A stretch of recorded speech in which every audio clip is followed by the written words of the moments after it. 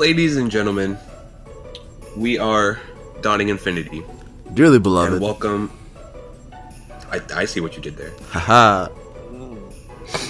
And welcome to the pre-Kingdom Hearts 3 retrospective. My name is James. I am one part of this little group. And we have a interesting group of people here today. We are all Kingdom Hearts fans as of January 20th. We have 9 days left till the third game, and we're going to talk about it. So let's go around the table and introduce ourselves. Nate, why don't you start off first? My name's Nate. I've been a Kingdom Hearts fan for a while. Mostly for the story, not necessarily for the games. But yeah, that's me. Kelvin? All right. No, Rodney. Rodney next. Alright. Be quiet, Kelvin. My name is Rodney. I've been a Kingdom Hearts fan since the first game, but I kind of fell off after the first game. And just recently got back into it after James told me that the third game was going to have a Toy Story world. So I went through all of the games, and as of this morning, I am officially caught up. Kelvin. Okay, I'm here. My name is Kelvin. I've been playing it since, I think last year? 2017?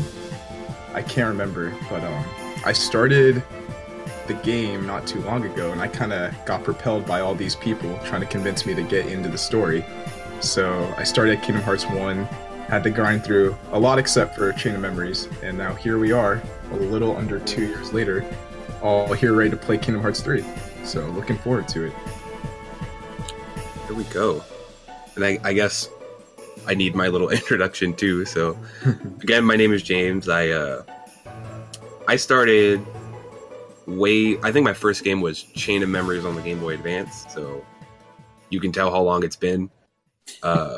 Between that and Pokemon, that was kind of like my gateway into the world of RPGs. And I haven't looked back ever since. So yeah. So the way we kind of broke this down is kind of talk about each group of games and kind of what we think about the story and how it influenced us personally, I guess. We want to take it that way. I grouped them mostly by the order of the remixes, but I did switch Kingdom Hearts 2 and 358 Days because if we go by release order, they should be switched. So yeah, Kingdom Hearts 1, way back in 2002 on the PlayStation 2. It was a little fan fiction, if you want to call it, between Square Enix and Disney. So it starts with 3 kids on an island, Sora, Riku, and Kairi, and they, dream about seeing other worlds and leaving their little island. That's all they've known. And the only thing they know about the outside world is that Kairi is not from their island originally. She's from somewhere else, but no one knows where that is. So one night, the night before they decide to set out on their journey, darkness comes. And it kind of wrecks all of them. The darkness. Darkness comes. Sorry. All Sora cares about is securing their rafts and finding his friends. And when he goes back to where the boats are, he finds out that Kairi has gone missing, and Riku has taken a bit of a liking to that darkness that I mentioned earlier. Darkness. And in that little conversation, Sora gains a weapon called a Keyblade, which we learn very quickly that it is not the only one in existence, but we don't know that right now. And after some shenanigans with the darkness, they get they get blown away to other worlds. It's all about that darkness. I mean, hey, that's what the series is all about, right? Darkness. That's a pretty good description of the whole series. Kingdom Darkness. So as they're running around, Sora goes to a whole bunch of Disney worlds and meets Fantasy characters like Squall, Yuffie, Aerith, all them, and eventually runs into Donald and Goofy, which apparently is a very, very important part of their journey as they set out to find a key that Mickey, the king of their world, wants them to find. And they eventually make their way to Hollow Bastion, where he reunites with Riku and Kairi and finds out that this darkness that they've been fighting is on a much bigger scale than what they had imagined. They find out, along with Maleficent, from Sleeping Beauty, there's another being called Ansem, the Seeker of Darkness, who kind of rules over the Heartless, if you wanna consider it that way. And he ends up possessing Riku and uses that power to unlock Kingdom Hearts, which is the heart of all worlds. And he thinks that opening that door will fill him with everlasting darkness, as we all know. Yes. But apparently that's not the case, because Kingdom Hearts is light. And then the door opens and darkness goes away, and then Sora's kind of floating in the abyss and has to close this door on his own, and he doesn't know how he's going to do it. But what he finds out is Riku's on the other side, along with King and Mickey, which are the two people that they were looking for. So, unfortunately, they're going to be able to close the door, but Riku and Mickey are going to have to stay on the other side. So, that kind of kickstarts their next journey, because they've saved the world, but they still need to find their friends. So, they move on to the next location, which is kind of the in-between of light and darkness, and that is Castle Oblivion, which is where Chain of Memories begins. And this is kind of a weird one, because it takes place, or there's two storylines that run concurrently with each other, which allows you to play as Riku on the other side. So you kind of get to see both sides of that story, and they're running through the castle, and as they go through, at least on Sora's side, his memories start to fade. And this new threat called the Organization starts to, kind of manipulate him in a way, and thinks that the memories that he has might not be true, and has him second-guessing all the time. And he eventually runs into Marluxia, who, at the time, we think is the leader, at least the leader of the castle. And he has been manipulating this girl called Naminé, who kind of shows up out of nowhere.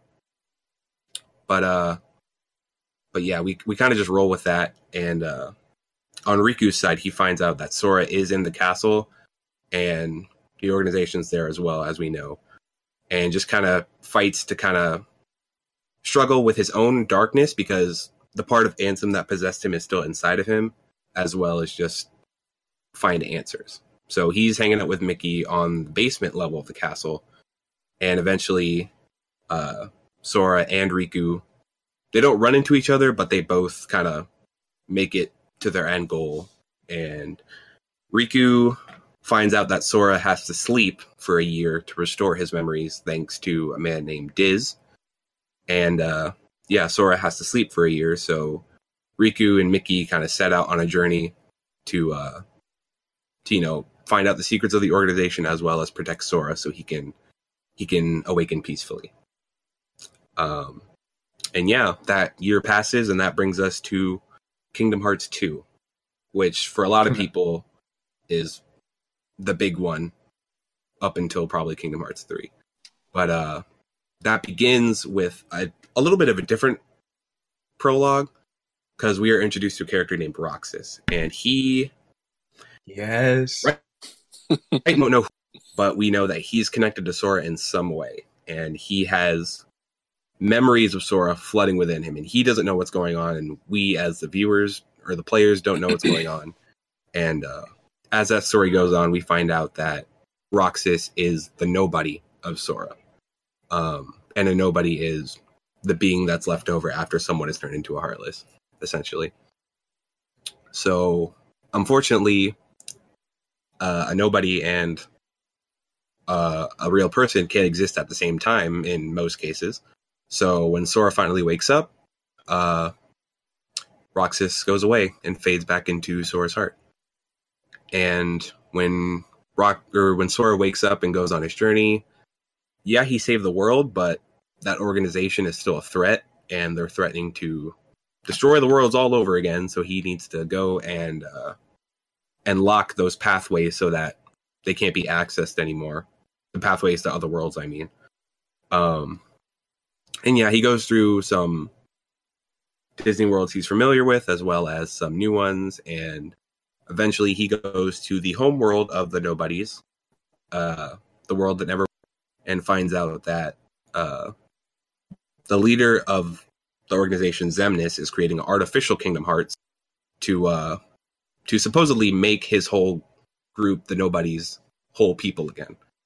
And during that fight, he reunites with Riku, Kairi, and Diz reveals to be Ansem the Wise, who is, the Ansem from the first game was impersonating with all his research and all that.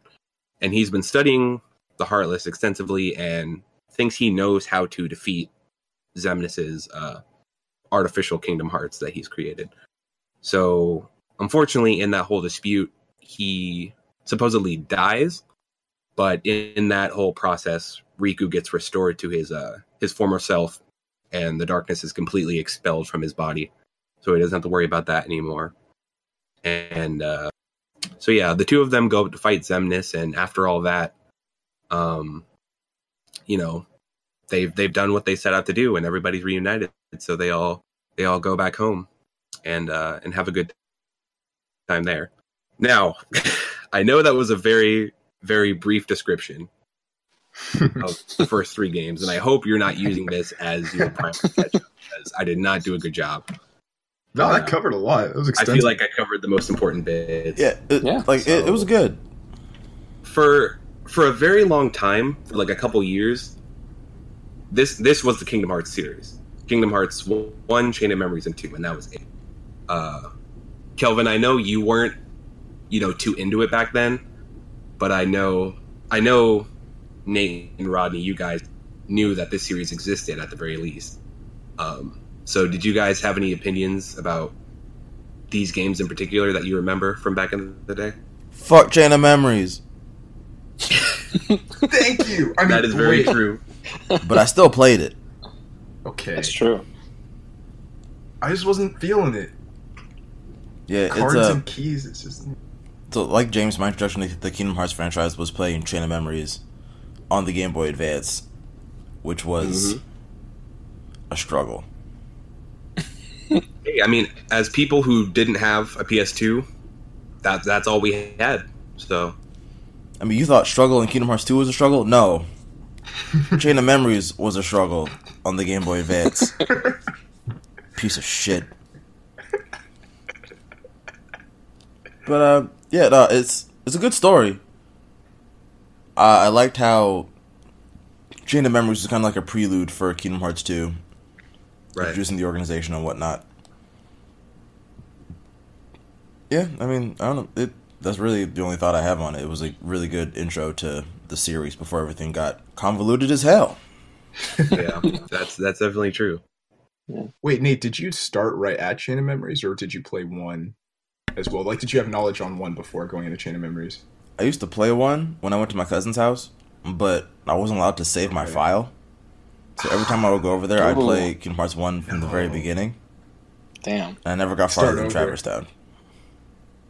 But Kingdom Hearts 1 gives you like 20 save slots, doesn't it?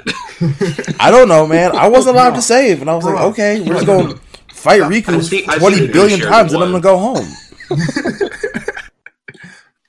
I was always so frustrating too when like you had to go to a specific save point just to get your progress. Now I know for its time that was the best way to do it, but I liked the idea of like just being able to hit the start button and save from there. Pick up where you left off the next time you play. Some of those save points were hard to find. I had to run. Run. I had to run in circles just to try and find where I could save. If we're talking about like the first 3 games as like you remember them as you're young, is that what you asked?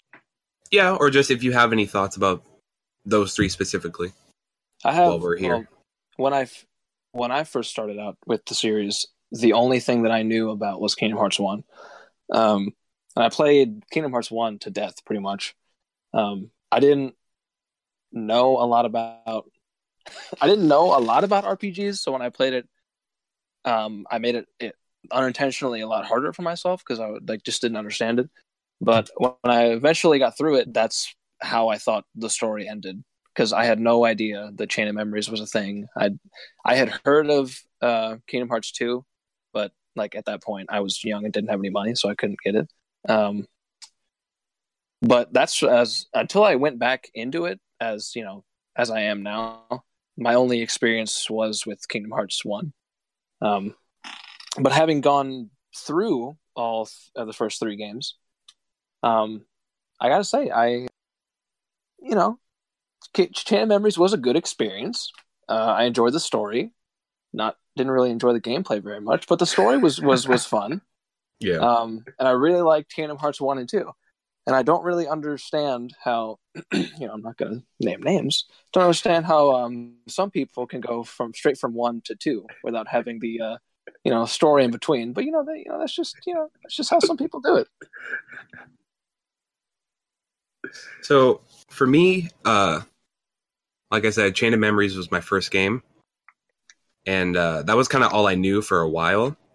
And when I got to middle school, I had a friend who I started hanging out with pretty regularly, and I went to his house, and I was like, "Hey, you have a PS2?" It was like, "Yeah, have you played it?" And I was like, "No, I played a game on the Game Boy called Kingdom Hearts, and I knew PS2, but I had never seen them." And then he was basically like, "All right, we're gonna sit down and we're gonna play Kingdom Hearts 1 and 2." And I was like, "Okay."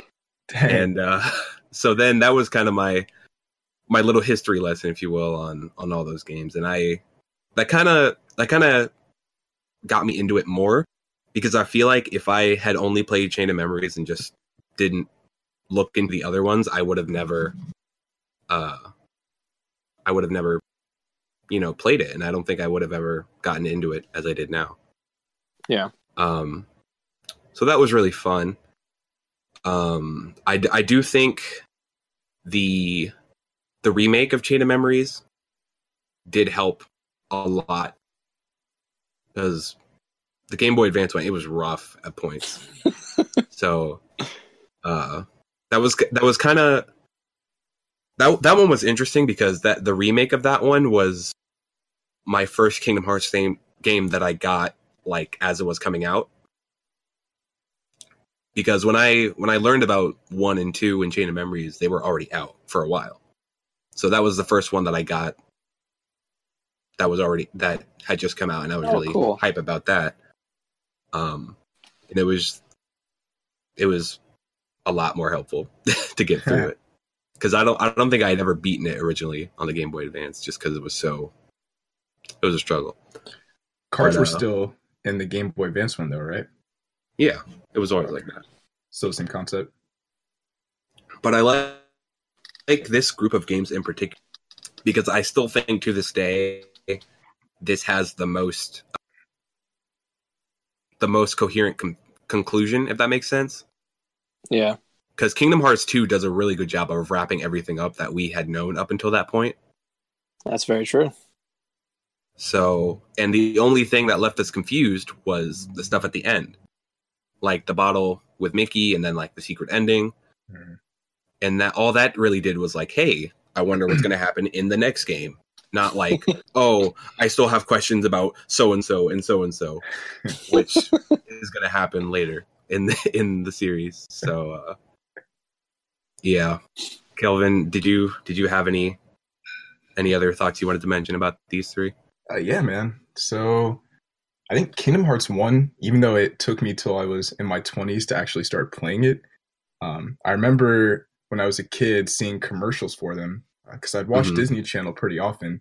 So it was a really crazy concept to me to see a world filled with Final Fantasy and Disney kind of create this hybrid universe. And that was really crazy. I mean, seeing like those two dynamics come together. At first, it didn't seem like it was going to make a lot of sense.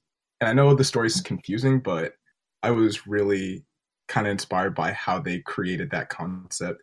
I mean, I kind of regret not being able to have played it sooner. I didn't have a PS2 at the time. I think all I had was Game Boy Advance, but I didn't know a whole lot about the actual story itself. And so over the years, it was kind of cool to see it come and go, because I know there was a lot of gaps between the different games that came out. Yeah. But regardless, I still think that I'm glad I got the chance to play it now as opposed to never.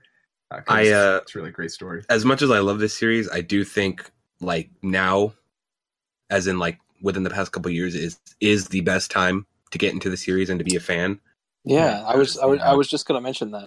I feel like I owe you a thank you, James, because you're the one that kind of got me back into the series at the perfect time. Because as I said, I first played the first game, and then I didn't play anything until James told me that Kingdom Hearts 3 was going to have Toy Story. So by that point, like 1.2, 1.5 plus 2.5 and 2.8 were already out. So I pretty much got all the convenient. That's the best way to do it. So I really appreciate that. That helped for sure, having them all condensed into one disc instead of having to try and do it the way like you and Nate did, having to pick up all the different consoles and play it that way. It was a lot easier to kind of just sit down with one disc that had 3 games and just go through each one individually. Mm-hmm. Definitely.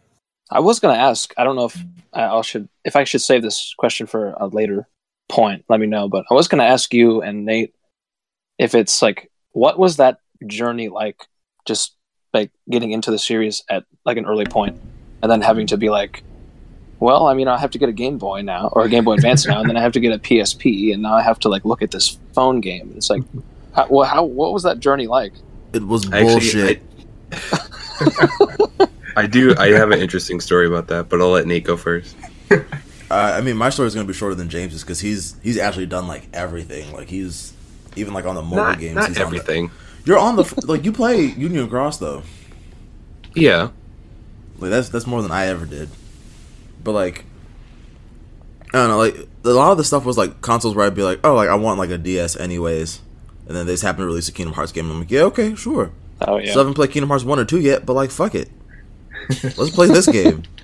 And then I remember getting a PSP exclusively for the purpose of getting Birth by Sleep. I had like maybe 3 PSP games total, and that was interesting. I don't know, it made like, unless you had like the money to like get all these different systems, granted like portables are like far less expensive than consoles. Yeah. But it's like, unless you have the means, it's almost impossible to keep up with this story. And it's kind of bullshit, because that's also why a lot of people are like going from Kingdom Hearts 2 to Kingdom Hearts 3, because they were like, that's a good point. Like, I couldn't get like a DS and then get a motherfucking 3DS, because fuck you, a DS isn't good enough. So it's like, why? But we're here now, and if you're getting Kingdom Hearts 3, if you haven't played through the collections on the PS4, you're a fucking idiot. That's a good point, though. Like, talking about like when you're growing up, having to be like, I'm sure this was maybe like a similar situation to you guys, but like when I got I had to pick between like a DS and a PSP, and then when I picked my DS, I didn't get a PSP until like I don't know, like 10, 15 years later, because I just didn't have the money to be throwing around to get a PSP and then also Birth by Sleep. Yeah, it made the barrier for entry really high unnecessarily. Yes, it did. And I'm pretty sure that's part of why it took so long to get Kingdom Hearts 3, because people weren't getting these games because you couldn't play all of the fucking Kingdom Hearts games. That's difficult. It was like having AirPods as like an 8-year-old.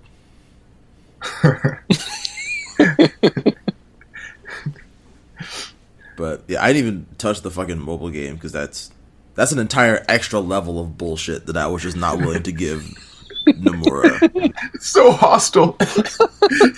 I mean, listen, okay. So stressful now. It's one thing to be like, oh, you need to buy a DS, you need to buy a PSP, whatever. It's an entire other thing to release a flip phone game exclusive to Japan and then repackage it as a DS game. That's We true. got cutscenes though. Yeah, that's true.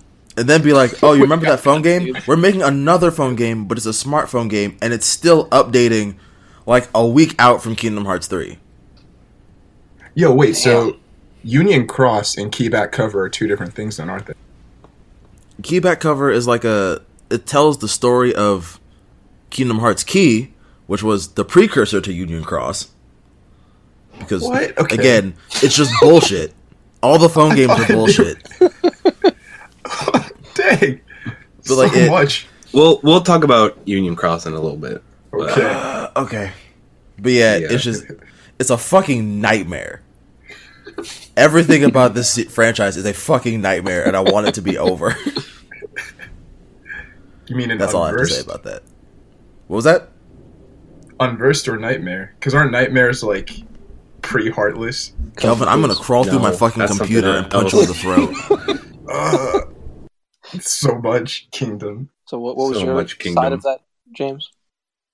So, when I was younger, Did you say so I- much kingdom? that's what Kelvin said. Oh, I was gonna let that slide. sorry, go on. When I was younger, when I was playing video games, I was very much a Nintendo fanboy.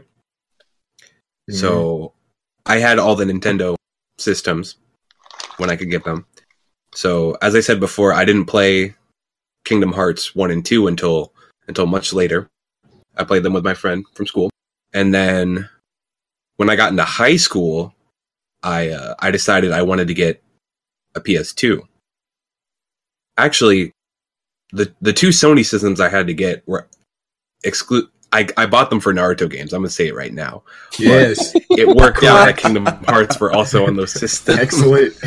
So I got a PS2 because there was a Naruto game coming out. And for all you Naruto heads out there, it was the first Naruto Shippuden game coming out in the United States. So I was like, I need to get on that ASAP. Yo, that was ages ago. Damn. So I had to get that, but then I was like, since the PS2 is cheap, and Kingdom Hearts 1 and 2 have been out for a couple years, they're probably cheap too. So I asked for them for Christmas, or no, for my birthday, I think.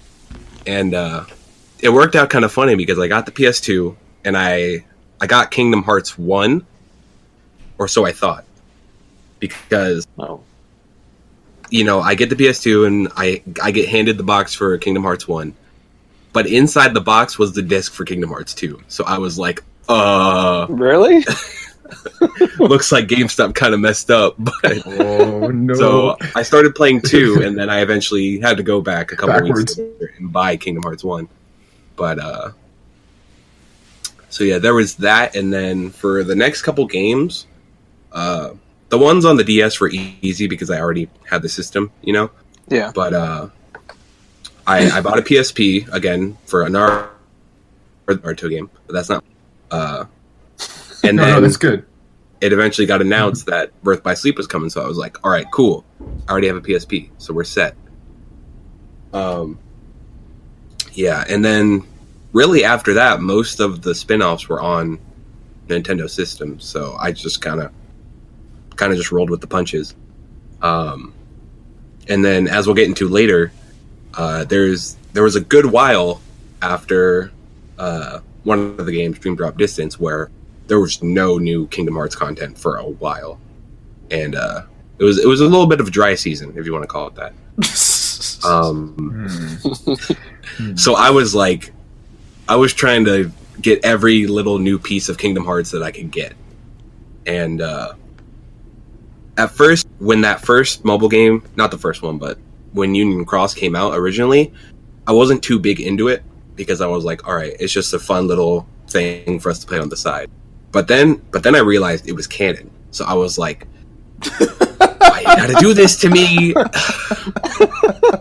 So then I kind of just broke down and just downloaded it and just kind of went through everything. And that's how I ended up here with like every single Kingdom Hearts game in existence.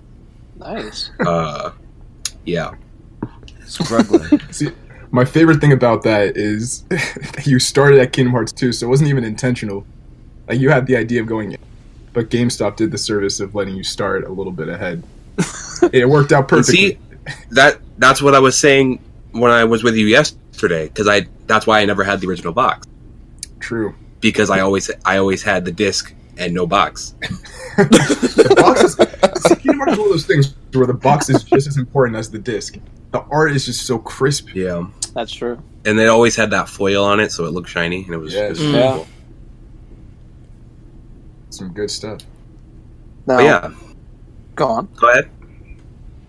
I was just going to say before, if you were going to move on, before we moved on to the next set. So we're talking about 1, Chain of Memories, and 2. Right. And I feel like I know what the answer to this is going to be, but I just want to kind of put it out there for each one of us. If we're going to put those in order from least favorite to most favorite, what would you guys say? Oof. Oh, from least to most? Yeah. Chain of I Memories, wanna go 2, last. 1. What would you say, Nate? Chain of Memories, and then 2, and then 1. That's from least to best? Yep. Yeah. Okay. What do you say, Kelvin? What were you I going have to to say, Nate? agree with what Nate put there. 2 is too floaty for me. I liked how grounded Sora felt, and like all your attacks were like very, like they felt very stable. And then in 2, it's all these like floating, flowy combos and shit, and I'm like, no, take it back. Wait, so does that mean Kingdom Hearts 2 is your least favorite? It's in the middle of that Middle? batch. Okay. So it was Chain of Memories 2, then 1. Yeah. Also, Kelvin, you didn't play Chain of Memories, so you don't get a say in this. I mean, I'm gonna say something anyways. So it kind of flips though, right? Because I like what you were saying about the fluidity of 1, and that 2 got a little bit more floaty. But the gameplay for 2 itself kind of felt the most, I guess, in line with what's kind of been happening in the other games past it, in terms of being able to add more magic, do more combos and stuff like that. So I appreciate that aspect of it. That's fair. Yeah. So yeah, I guess it would be Chain of Memories 1 and then 2. It's the order. You want to go, 2 James, has, or do you 2 want has to the go? best story. 2 has a By great landslide. story. Yeah, I'll have to agree with that. Yeah. You see a lot more depth to 2 and more worlds, I think. Yeah. I guess I'll say mine will probably have to be the same as Nate's. I have to go Chain of Memories 2 and 1. Although I probably am mostly saying that because 1 was such a big part of my childhood. I have a lot of really good memories of it. I really liked how it plays and all that. And I like the final mix version on the 1.5. But I really did like playing through Kingdom Hearts 2. I played a crap ton of Kingdom Hearts 2. I even went so far as to do my best to beat all of the secret bosses, even though they were extremely irritating. I still don't know how you did that, man. You're like a machine. I really got enjoyed Fenrir, it. right? So. What was that? You got Fenrir? I did. Best key. What you got? In what? Fenrir. Oh, is that the key you get? Wait, James, you were telling me about that. Is that the one you get after beating Sephiroth? Yeah. Is it? I've never beaten Sephiroth, so I don't know. Yeah. Okay, nice. It's a really cool It kind of looks like Riku's new one a little bit. Yeah, it does. Okay. And it's got a really long reach. It's really a good one. Good stuff. How would you rank yours, James? So, mine's kind of interesting because a couple years ago, I would have had the same ranking as you and Nate. You know, Chain of Memories 2, then 1. But I think 2 is at the top. And replaying them again on the remixes kind of did that for me because especially with the final mixed version of Kingdom Hearts 2, I had a lot of fun playing going through like synthesis and the item leveling and ability leveling and all that, and also like the post content that you get from beating the game. Yeah, I totally agree. I had a really, really good time with that, more so than I did in Kingdom Hearts 1. That was something that I was going to mention too, is that like the Kingdom Hearts 1 and 2 were games that like after I beat them, I wanted to go back and like do the synthesis and the challenges and the optional stuff, which is a far cry from some of the games we'll talk about later. But those two, especially two, were like, as soon as I beat it, I was like, okay, what else can I do? Like, I don't want to move on to the next game until I do everything in this one. You know what I'm saying? Right. Because I do like Kingdom Hearts 1's combat better than 2's, kind of like for the same reasons that Nate said. But I think just overall as a game on its own, Kingdom Hearts 2 is a much stronger game than the first one, in my opinion. So yeah, that makes a lot of sense. That's where I'll stand. So be like, take the gameplay of 1, mix that with the content of 2. That's like the ideal Kingdom Hearts game. The perfect game. Yeah, I feel like that can make sense. I'm hoping that's what 3 is going to be like a little bit. If after 17 years it's not like that, I'm flying to Japan and I'm going to Square and we're gonna have to fight people. Square up, bitch. See, Nate's outside the Square Enix offices. Nomura, I know you hear me out here. That's got a giant Big poster board. game. I got a big poster board that just says "Why," and I'm just standing out there holding it up in the fucking parking lot. It's like Why? you just have tears streaming down your face with Simple and Clean playing in the background. No, I'm gonna be playing Face Your Fear so I can get Nomura the fuck outside to face his fear, which is me beating his ass. No. Oh, no, get that out of here. Kelvin, were you about to say something? I think I forgot already. I went to YouTube and no, YouTube's ruthless. They're showing leaks of things and I need to get them off my recommendations. Well, unless people have other things, I think we've exhausted our original trilogy talk for now. Time to get to the good shit. That good, so we're gonna move on bullshit. To probably, I want to say maybe well, actually, we're gonna start with Kingdom Hearts 2 before we move on. Wait, so, at the end of Kingdom Hearts 2, if you were good enough to get the secret ending, you got something a little special. Kelvin, a little special video. Kelvin, what did you do? All right. Anyways,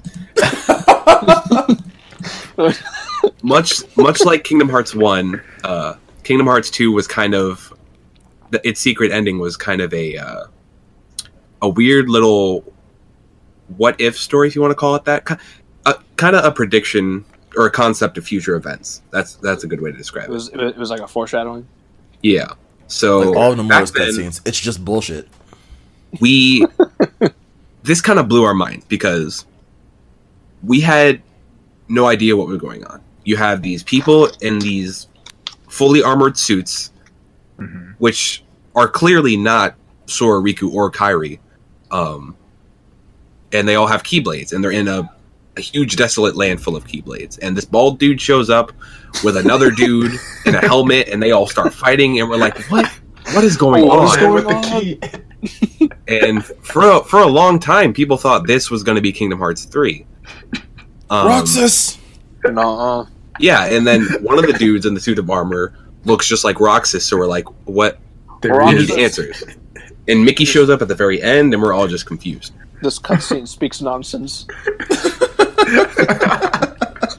So, a couple years later, I want to say it was announced at Jump Festa, I'm pretty sure. But it was announced that 3 new Kingdom Hearts projects were coming. One of them was a PSP game, which looked strikingly similar to that secret ending that we had. Another one was going to be a DS game that focused on Roxas and his time in the organization. And the third one was going to be a mobile phone game. And that ended up being Kingdom Hearts 358 Days Over 2 on the DS, Kingdom Hearts Birth by Sleep on the PSP, and Kingdom Hearts not recoded, but coded on the phone, and that would eventually be remade to Recoded on the DS. So I guess we'll start with 358 Days. Now that was an interesting story.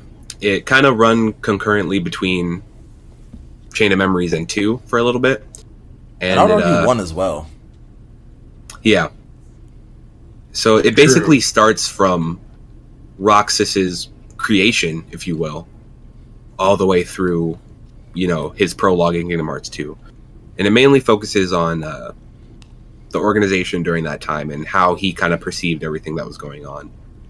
And it starts with him making a friend named Axel.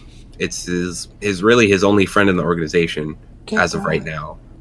And he's trying to figure out why he's there, why he's doing what he's doing, and what his true purpose is. And we find out that the organization is basically going out there defeating Artless and collecting hearts because their leader, Reminisce, has convinced them that if they are to complete the artificial Kingdom Hearts, they will become real people again, which is something that I think all of those organization members wanted when they were told that. So yeah, they go around and they basically go on a whole bunch of missions to defeat Heartless and kind of, bring in those hearts and stuff like that. And eventually a new 14th member shows up named Xion. Who? And exactly. Pain. Eventually we find out that just like Roxas, she can use a Keyblade, but she doesn't seem to be Sora's nobody, but still has a lot of relation to Sora.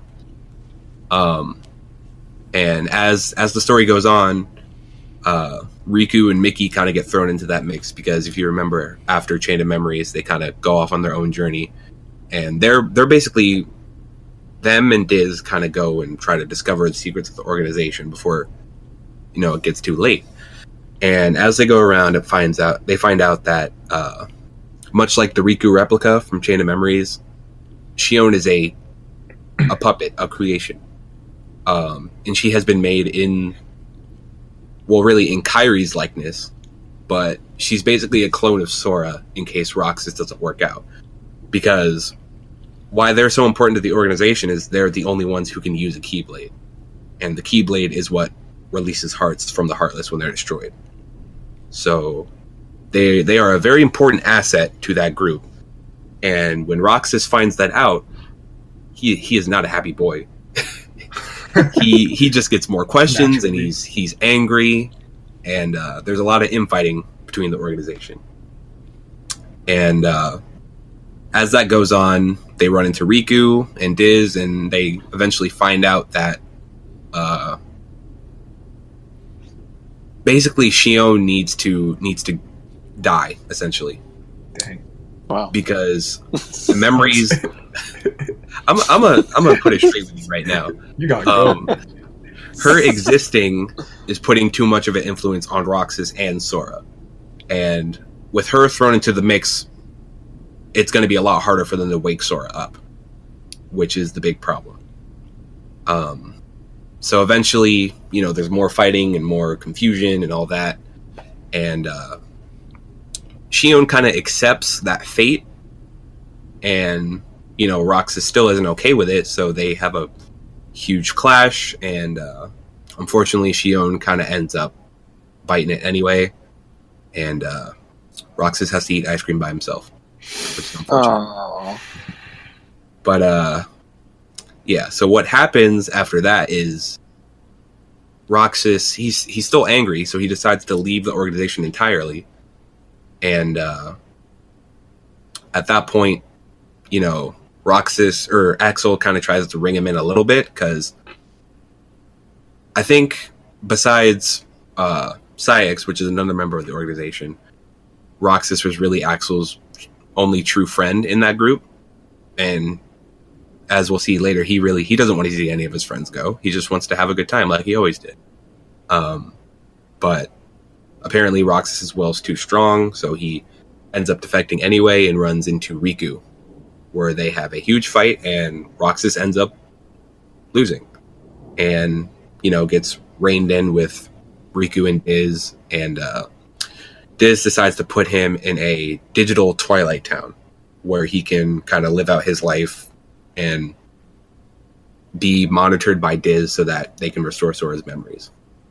So yeah, that's kind of how that went. That's still probably one of the saddest stories in Kingdom Hearts to this date, as far as we know.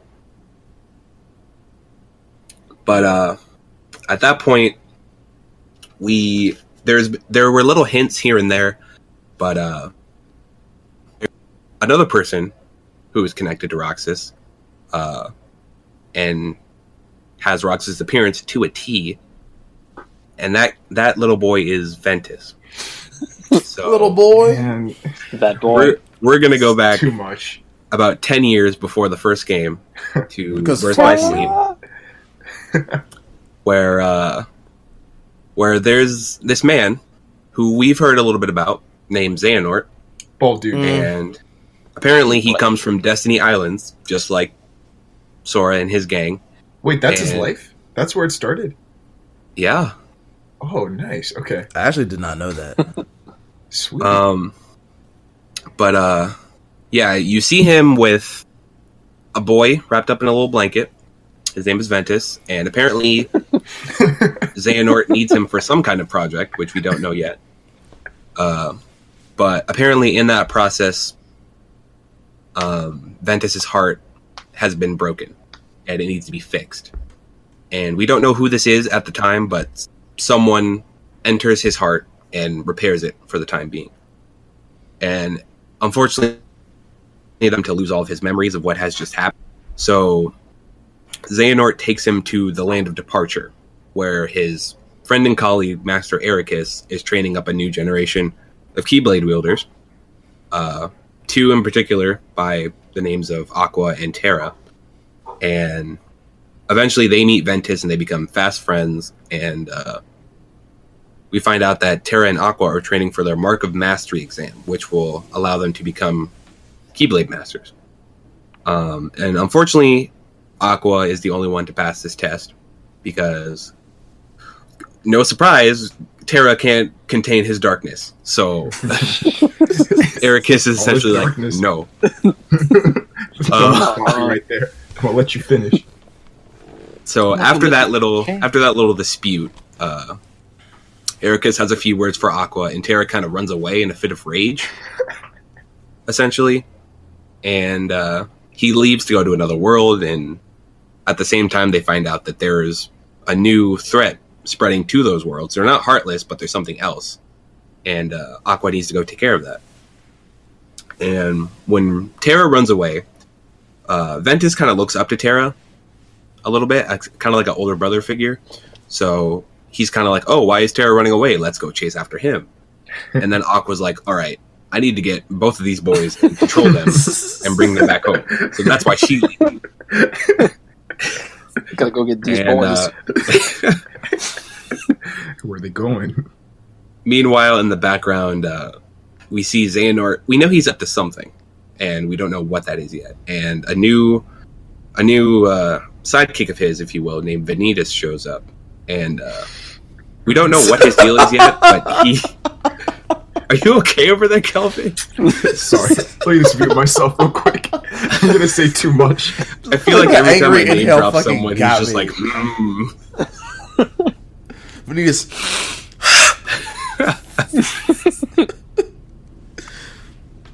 But anyways, Vanitas has a strange fascination with Ventus for some reason.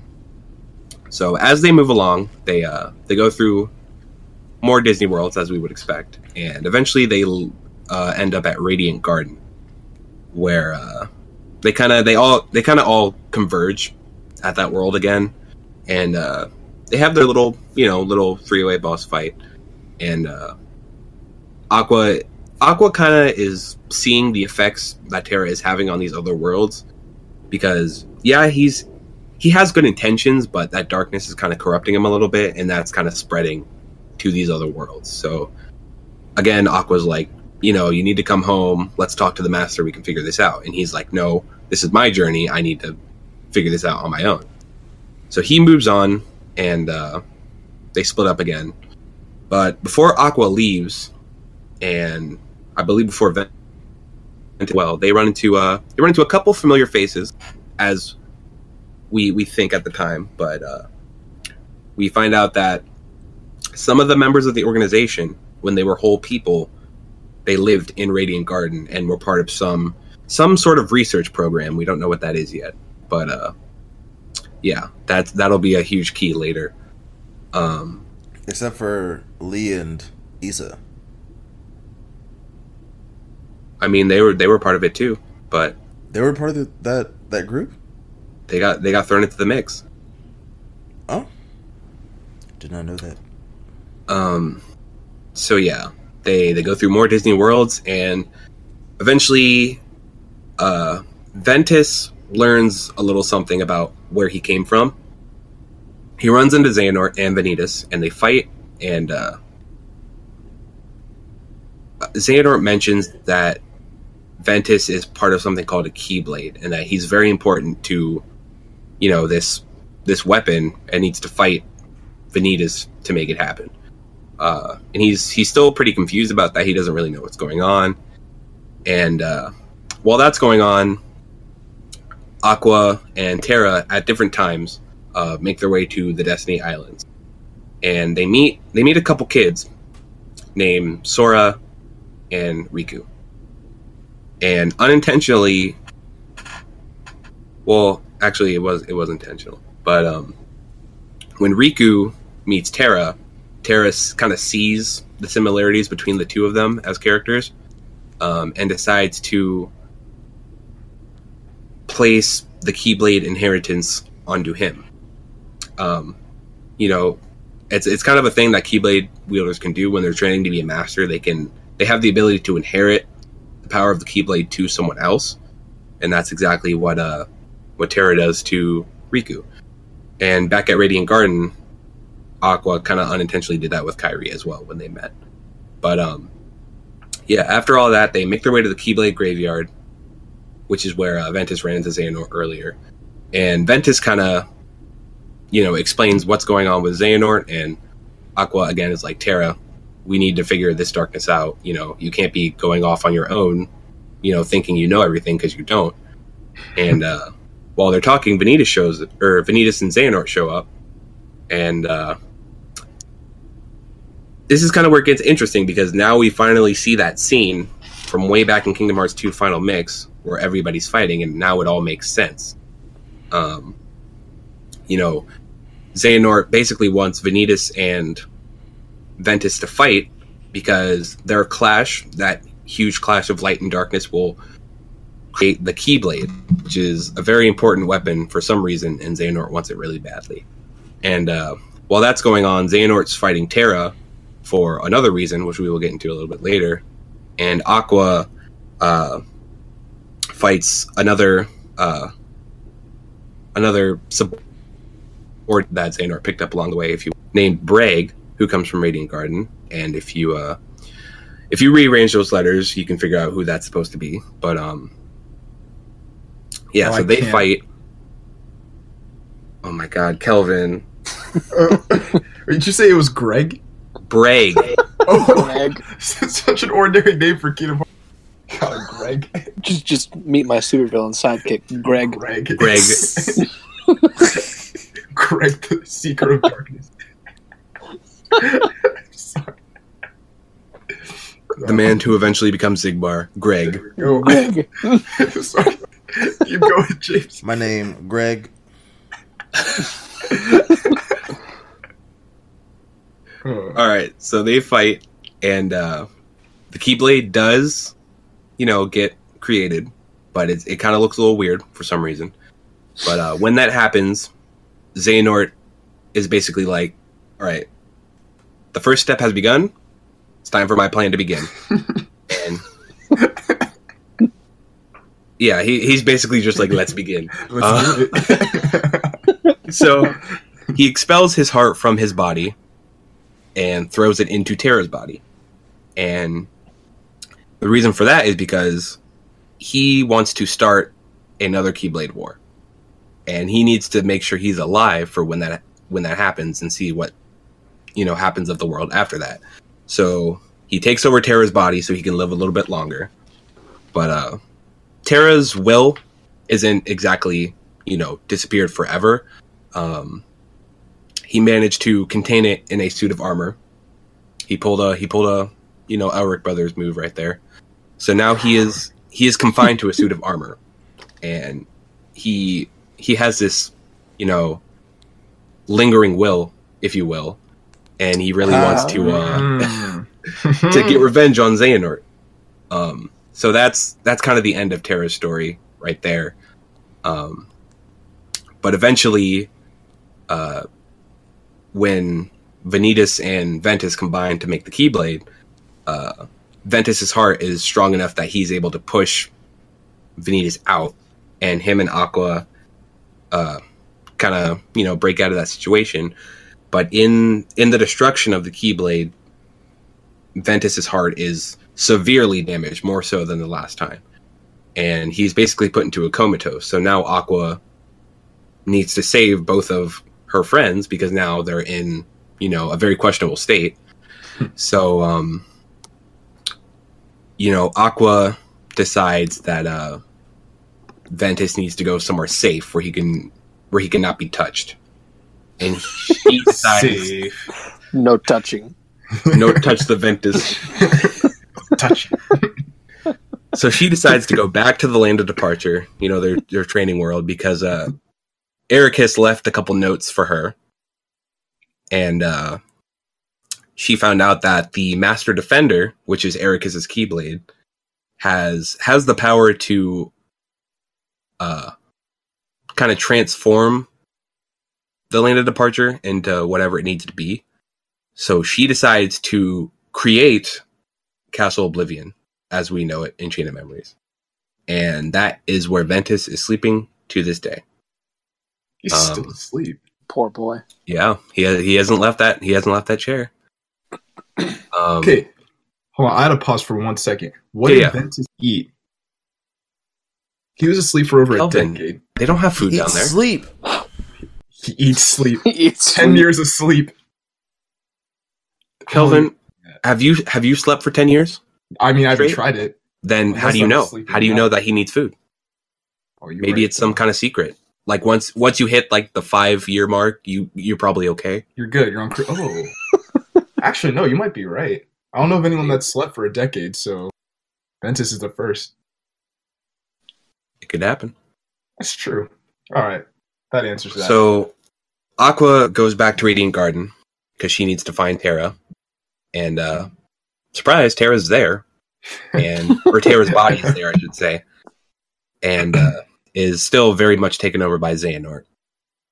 And she fights and fights to get her friend back, and eventually she kind of gets the upper hand a little bit, but then Terra's body starts to plunge into darkness, and as much as she would like Xehanort to get out of here, she still doesn't want that for her friend, so she goes in after him, and unfortunately, once you go in, apparently there's only room for one person to make it out, so she sends Terra out of the realm of darkness, and he's safe, but Aqua has to stay behind. And that is where she is till this day. And we get a little bit more after that, where apparently she's been there for over 10 years, and we find out that Ansem the Wise, after he has been destroyed supposedly in Kingdom Hearts 2, apparently the machine that he made sent him to the realm of darkness. And once he gets there, he meets Aqua and kind of briefs her in on what has happened over the past 10 years. And she's sad, but she's also hopeful that, there are still Keyblade builders fighting the good fight out there. So that's good. And then we see what happens to Xehanort after he makes it out of the darkness, and he gets scooped up by Bragg, Ansem the Wise, and a couple other Radiant Garden peeps. And apparently he has amnesia. He knows his name is Xehanort, but that's about all he knows. And Ansem the Wise takes him in as an apprentice to study the secrets of the darkness. And the last thing we probably need to know for Birth by Sleep is, like I said before, Ventus's heart is severely damaged, and it's for a place to reside in, since it needs a new home and it can't stay in his body anymore. So what happens is he finds the heart that restored him at the beginning of the game. Since it's familiar to him, he can kind of seek it out automatically, and we find out that heart is our boy Sora. Let's go. Sora's like, or Ventus is like, hey, you know, you helped me out before. Is it cool if I stay here because I really, really need help? And Sora's like, come on in, buddy. I got you. Let's do it. Come on in, big boy. So now, supposedly Ventus is safe. His body is in Castle Oblivion, but his heart is inside Sora, and that is where it will stay. So forever. Yeah. So coded and recoded. It's a little bit of a funky story, but we'll touch on that once I'm done with the summary. If you might remember at the end of Kingdom Hearts 2, Sora got a message in a bottle from Mickey. And for the longest time, we didn't know what that message said, but the story from this game is essentially what that message is. And that is Jiminy's journal, you know, that we have in all the games. It has been corrupted and a lot of the pages are missing. And he takes it to Mickey, and somehow they are able to digitize it and finds out that there are a whole bunch of viruses corrupting it, even though it wasn't digital in the first place, but that's not the point. So Mickey decides that he needs to create a digitized version of Sora to go in there and figure out what's going on. And, you know, it's basically Jiminy's journal from Kingdom Hearts 1. So we're going to through all the same worlds that we had in the first game. And eventually he makes his way to Castle Oblivion, where he sees Roxas, even though he doesn't know who Roxas is. But essentially Roxas is basically, you know, kind of pushing him a little bit. Like, you know, there's a lot of hurting people that you don't know about yet, and you need to do something about that. And at the time, Data Sora is like, what are you talking about? I'm trying to fix this journal, man. Like, give me a break. So then, since it's Castle Oblivion, we go to the very top, and Naminé's there, and Naminé kind of fills in the blanks a little bit, because what we didn't know before was, while Sora was asleep after Chain of Memories, Diz put a whole bunch of information in the journal inside Sora along with his own memories, and basically describes, you know, the people that are hurting, essentially, which are the Birth by Sleep trio, Ven, Terra, and Aqua, Xion, Axel, and Roxas, and Naminé as well.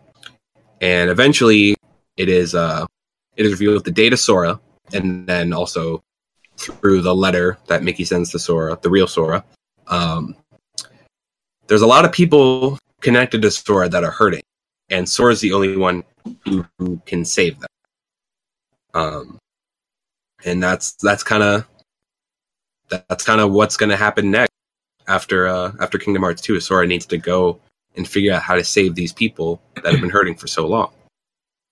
And so that's pretty much all you need to know about Recoded. There wasn't too much going on there, but the secret ending did hold some interesting teases as well, because it is revealed through some crazy magic, I don't know how, that when you defeat a nobody and a heartless, the real person comes back to life. And as we know, Sora has defeated a heartless and a nobody, that being Ansem and Xemnas. So now the real Xehanort is on his way back, and that's something they need to deal with as well. But we're not going to jump into that just yet, because we need to talk about this very lore-heavy group of titles here. Bald man can't die. That's all you need to know. So, I think Nate, you've had the most experience with Birth by Sleep out of these three. But I'll let you go first. Say what you need to say. All right. I have a lot of thoughts about this batch of titles. I'll touch on 358 Days first. Great story, like fantastic storytelling. I mourn for Xion like to this fucking day. The gameplay was bullshit.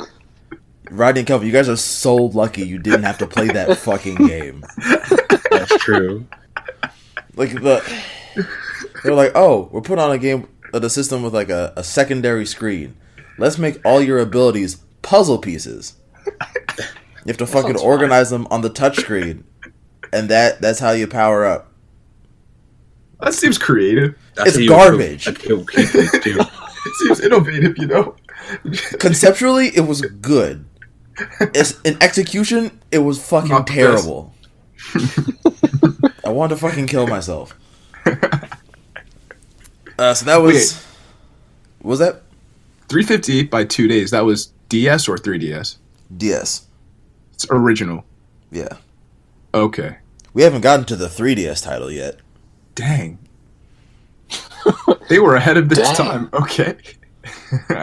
And then Birth by Sleep. Really, really good story. Love that trio. They're all gonna fucking die in Kingdom Hearts 3. Nah, they're gonna be alright. They Haven't gotten there yet. They're gonna be alright. It's not time to cry yet. They're gonna be fine. Okay, Nate, okay, that's fair. That's fair. Everyone's fine. Something I do want to say about this like group of games though, Jesse McCartney is a fantastic voice actor. Right? Yeah. Like holy shit. Killed it. That blew my mind when I first heard about that too. Because I didn't know Justin McCartney was in any video game. I just thought he sang music and that was it. But then the more I heard Roxas, the more I heard that song in my head. I'm like, wait a second. That's kind of the funny thing about the series, because it's kind of like how Disney does the dubs for Ghibli films, where they actually take like child actors instead of like established voice actors, but it still kind of works. Yeah. Yeah. Goes. Yeah, I don't have much to say about Birth by Sleep. It was a really good game. Coded.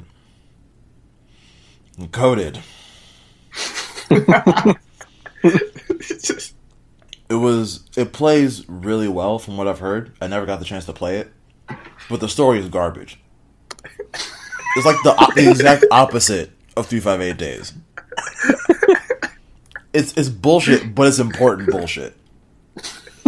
But people hurt. And Data and Jiminy.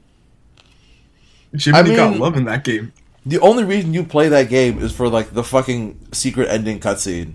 Where they're like, oh, Xehanort's back. The end of that game, the very end. You do all that bullshit. The first like just to see Xehanort. 2 hours is just fluff. That's not needed. Yeah.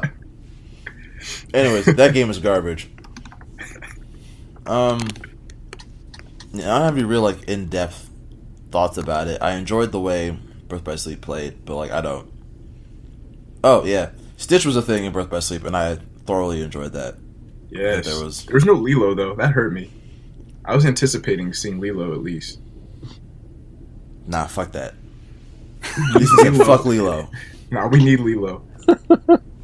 You ever see Lilo merch? No, you see Stitch merch. No, I think Disney Store has some like plushies of Lilo.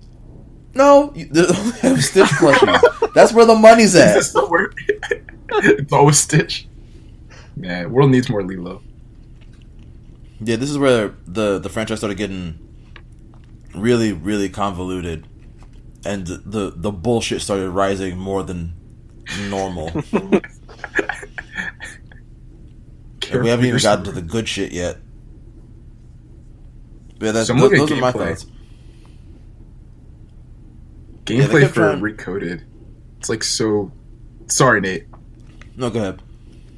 I was going to say, I was looking at gameplay for Recoded on YouTube right now, and like, it looks just like one, but I can definitely see the differences. They definitely use these in-between games as like a testing ground for different gameplay mechanics, too. Yeah. They were like, what if we did this? What do you think? And everyone's like, this is bullshit. I want a game that plays like Kingdom Hearts 2. What is this? No. And you're like, okay, interesting. What about this? And people are like, no. Get this out of here. I don't They put out Birth by Sleep and everyone's like, I like how this plays. And they're like, okay. So you want a game that plays just like Kingdom Hearts 2. Delicious. Here's Dream Drop Distance. Flow motion.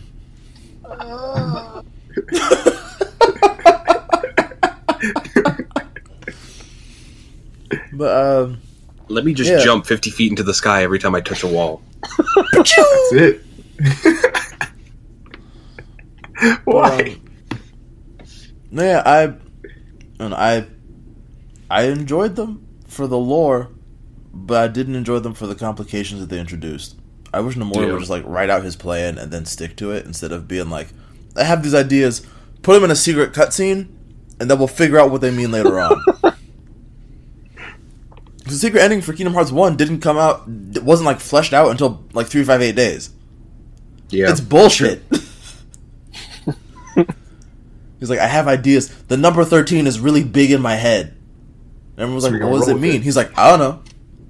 Find out in 3 years. Shit. Figure that out later. Wait. Get off my back. Wait. Oh, I got some Pockies here. Sorry. Yeah, I'm done. I'm just gonna chime in on what other people say from this point on because I'm done. I'm out. We've had enough. Rodney, do you want to go next since it's apparently snack time for Kelvin? Oh, sure. I thought I also really liked the story of 358. I thought the majority of it was really interesting and really really fun. I mean, from my perspective, it was a cutscene set, so I didn't get a chance to play it. I'm sorry, Nate. But the story and the cutscenes were really good. The only part about 358 that I didn't this is more of a nitpick, but the only part I didn't really enjoy was the part where like Roxas looks over at Shion and she has Sora's head. I'm like, what the hell is this? I don't like this. I forgot about that. So that was uncomfortable for me, but the rest of it was good. 358 was where I really started to, I guess, like get attached to Axel, because like in Kingdom Hearts 2 and Chain of Memories, I was like, this guy's pretty cool, you know, he's like a good villain. Yeah. And then 358, I'm like, man, all I want is Axel to be happy. Come on, man. But yeah, that's pretty much my thoughts about 358. I loved Birth by Sleep, just like the whole game. I really liked it. I liked how, like Nate said, it plays more like Kingdom Hearts 2. I liked the command deck system. Is that? I don't remember if that's what they're. Yeah, I think that's what it's called. Yeah. Yeah. And I like how, you know, it's set up and how all of the commands like level up the more you play with them, and like the shot lock system. I liked that. It's pretty much like the entirety of Kingdom Hearts or Birth by Sleep. I really liked. Ventus, Terra, and Aqua are probably the three that I'm the most interested in seeing what happens to them in Kingdom Hearts 3. Because their stories are just so upsetting, just so saddening. I just want them to be happy. They need happiness. The only part that kind of bothered me about Birth by Sleep was the requirements to get the final episode, if that was, or the secret episode, or whatever it was called. Yeah. I don't know how you guys did it, but I pretty much just like I found a setup that I liked with Terra, and then went into the arena and just like played the same arena for like. That's exactly what I did. Okay, yeah. I played it for like 2 days straight, and then it was finally like, "Hey, you got all the 7,000 Heartleys you needed," and I was like, "Good, thanks." That's all. I think I texted you about it too, because I was like, "What is the best way to do this?" Because I have no idea. Yeah, and that was like a day and a half into my journey, and I was like, "Do this, just please do this." It's so much than what I was doing at first. But yeah, I really liked Birth by Sleep, and I think I have the same sentiments as everyone else when it comes to Recoded. That is like 2 hours of just bullshit. I just did not like it. It's just like, I'm hurting. My memories, Jiminy, and then like the last 5 minutes. And then, like, the last 5 minutes is like, oh, this is interesting. But did I really need to waste that other 2 hours of my life? No. So, those are pretty much my thoughts. I did not enjoy Recoded, but I enjoyed the other two. I think if Recoded was just, like, a 5-minute cutscene of Sora just reading the message, it would have been a much better description of that story. No. I think what Nate just put in the chat is the best description you can have. All you need. Jiminy.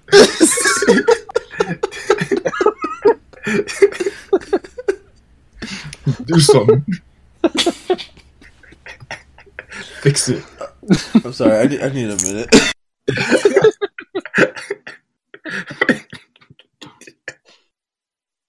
Oh God. Yeah. Jiminy. Jiminy.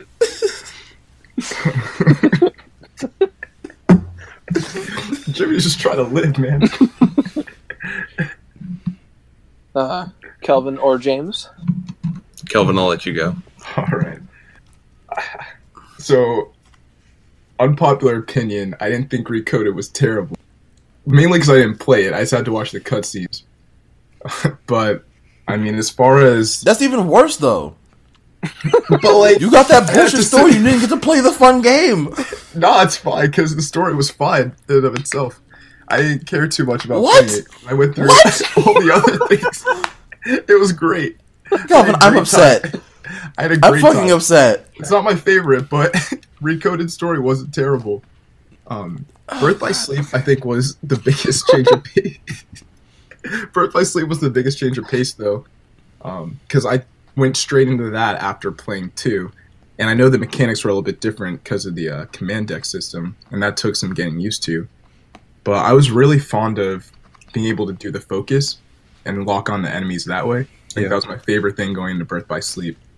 So it took some adjusting, but I really enjoyed the story. I really liked that we got to delve into a new set of characters, Sora, Riku, and Kairi. I mean, it was just such a different dynamic just to see those three.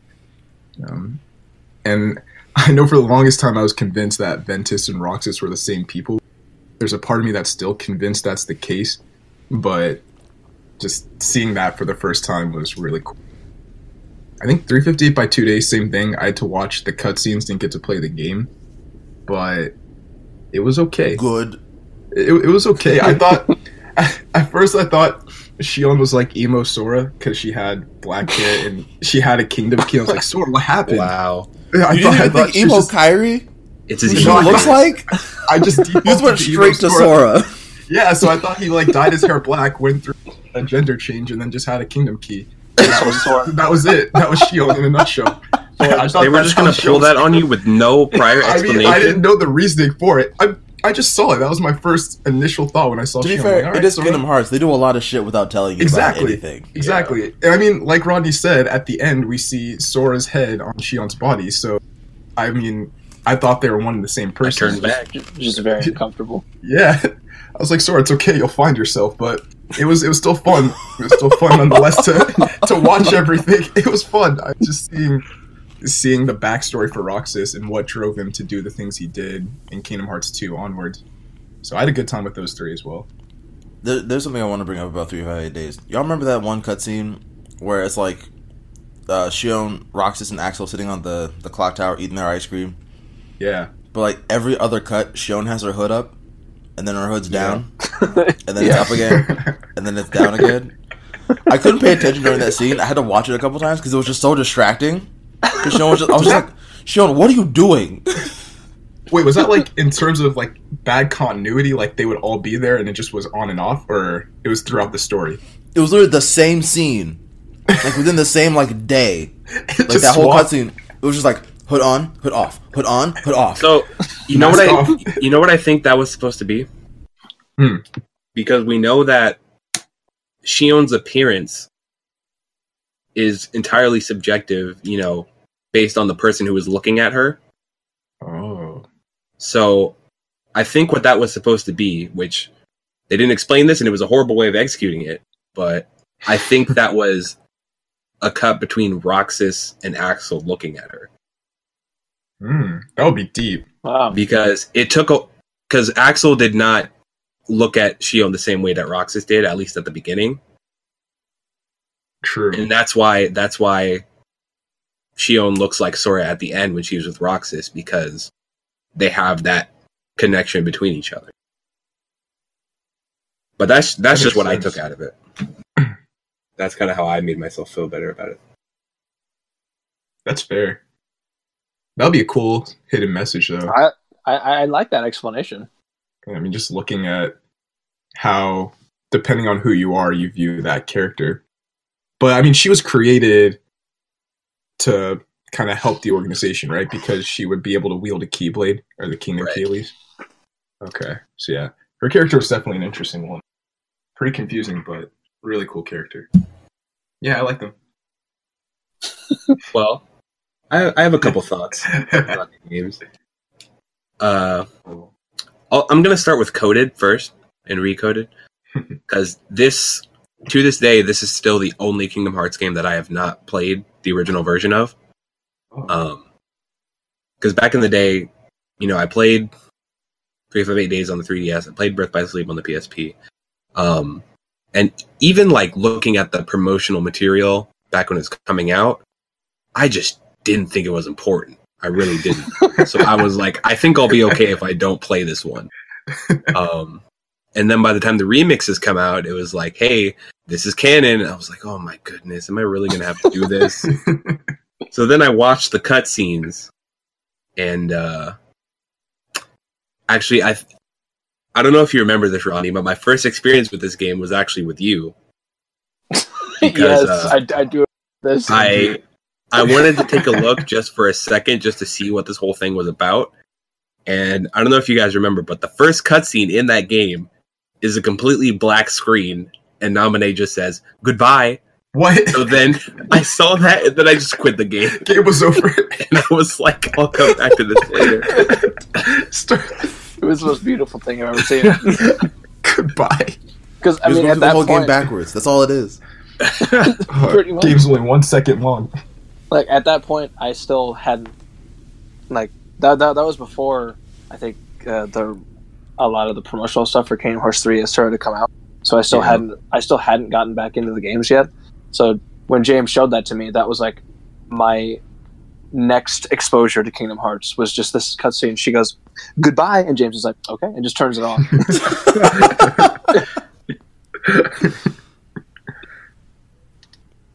But yeah. Bye, bitch.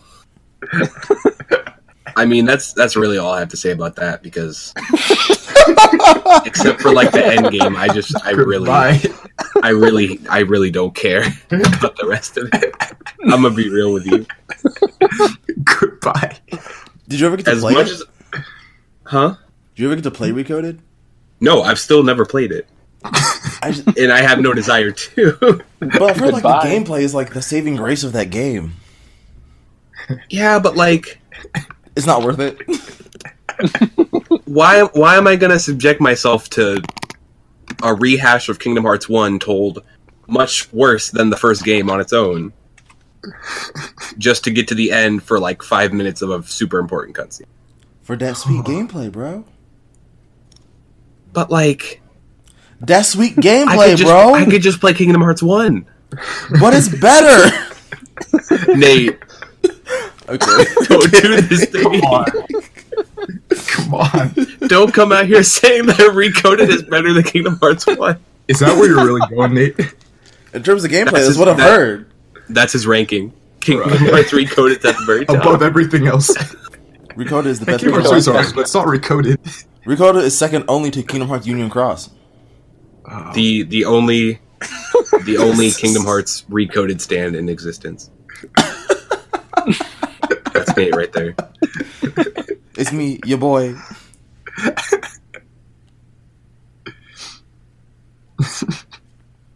But yeah, for 358 Days and Kelvin.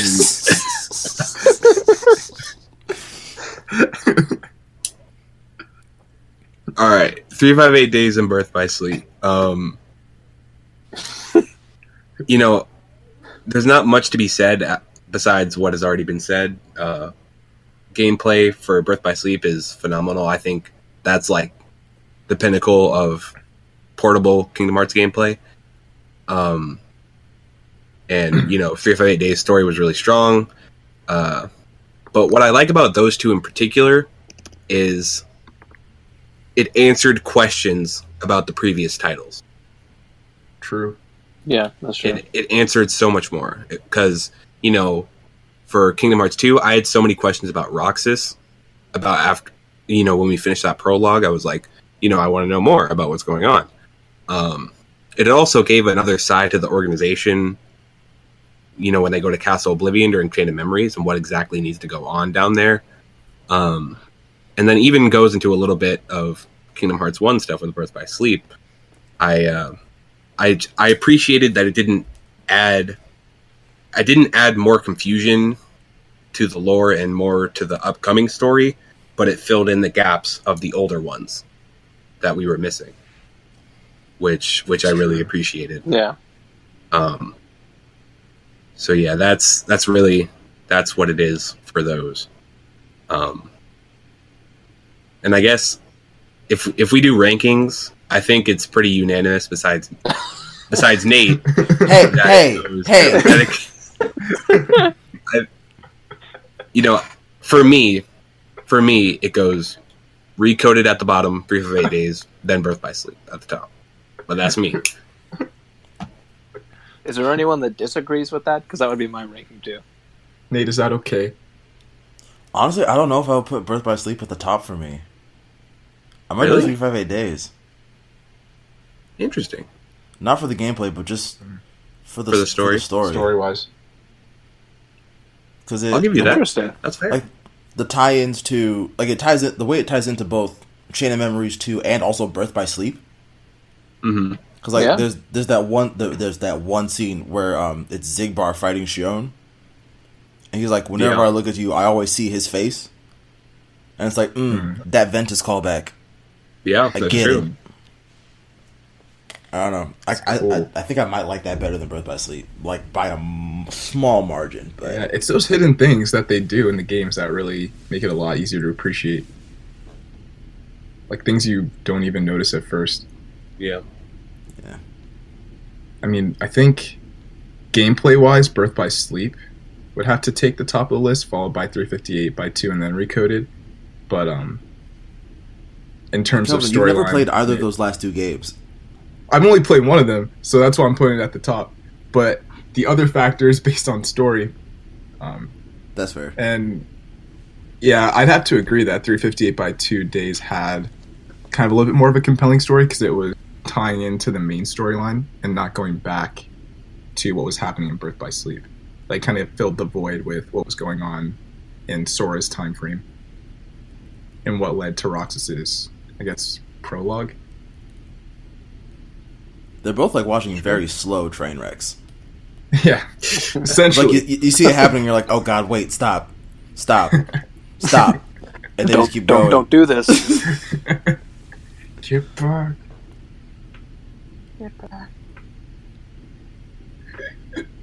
All right. So, any final words about this group? Submit. How dare you?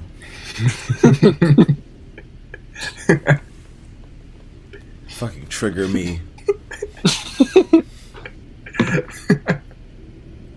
Where's Chernobog at? Kelvin. Dude. Kelvin wants to fight. Dude. God. All right. I'm just gonna keep going. James, please help us. So we're gonna move into what I like to call the HD era of Kingdom Hearts,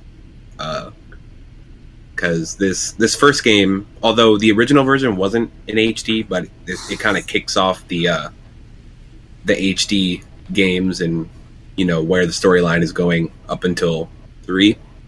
So as we know, Xehanort is coming back at some point, and we need to prepare for that. So first thing that we need to do is get Sora and Riku trained up to be Keyblade Masters. And that is what Kingdom Hearts 3D Dream Drop Distance provides for us. That's the core of that game, Sora and Riku's journey to become Keyblade Masters and pass their test. Much like Aqua and Terra did. Although much different of a test this time. Very true. So we discover that along with the Disney worlds that they have been to, there are also sleeping versions of these worlds, which kind of has a weird explanation, but the way I kind of see it is sometimes when worlds are restored, they are put into a perpetual sleep for some reason, and they need to be woken up. And that's kind of what that test is, to go to these worlds and restore them to how they used to be, because when they're asleep, they're kind of in an endless loop of dreams, and that kind of leaves them susceptible to more more darkness. Yeah. Darkness. Darkness. So when that happens, we find out that Riku and Sora can't go together, if that makes sense. We can't shall go go together. together. Get it, Rodney. Let's go.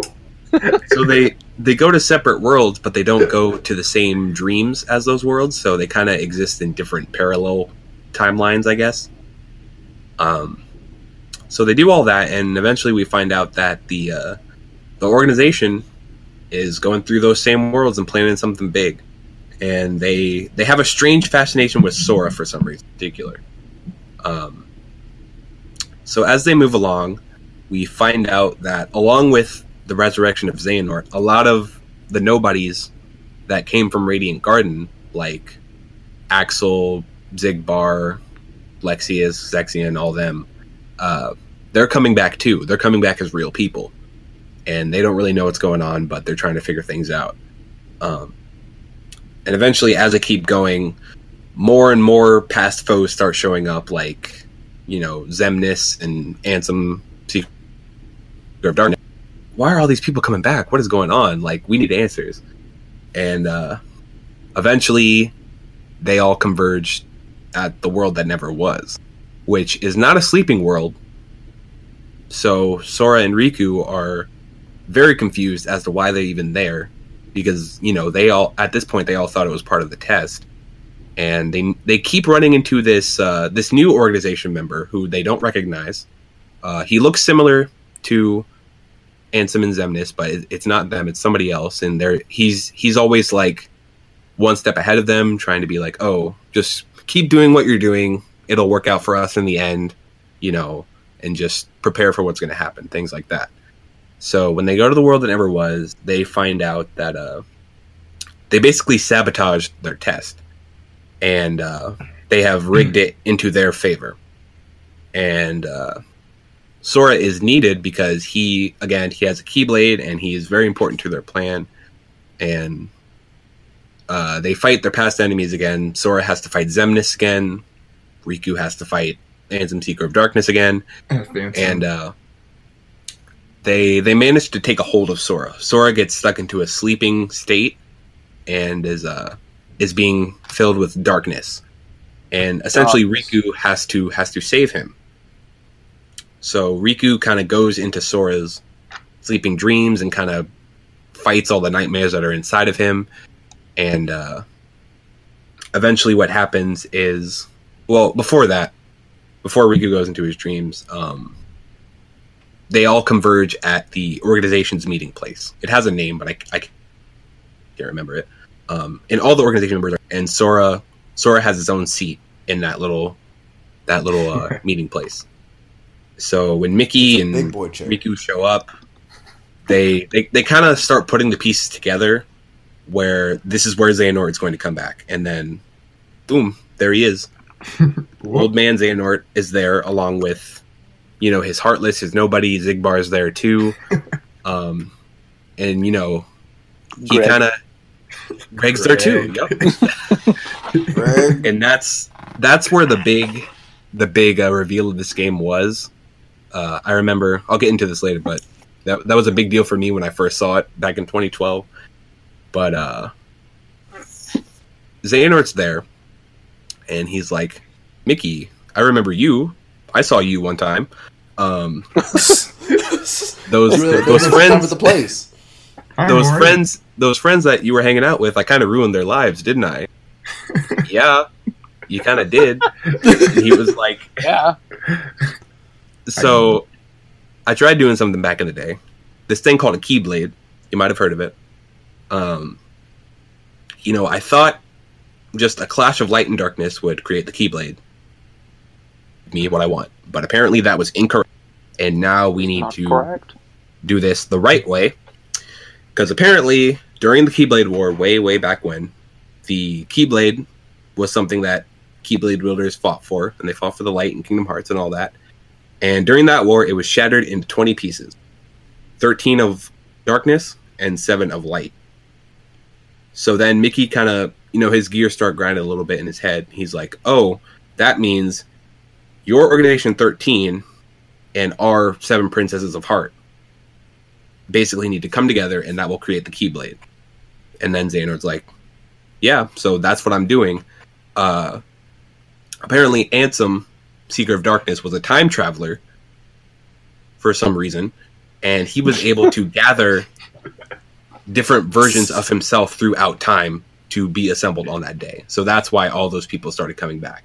And that new member that we were confused about is apparently the youngest version of Xehanort that's able to use a Keyblade.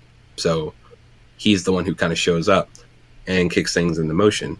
But yeah, apparently what needs to happen now is they need to fight. The 13 Darknesses and the 7 Princesses need to fight. And Mickey realizes there's no way to get out of this, because if they decide not to fight, Xehanort can just go for the princesses who can't defend themselves, and then boom, he wins.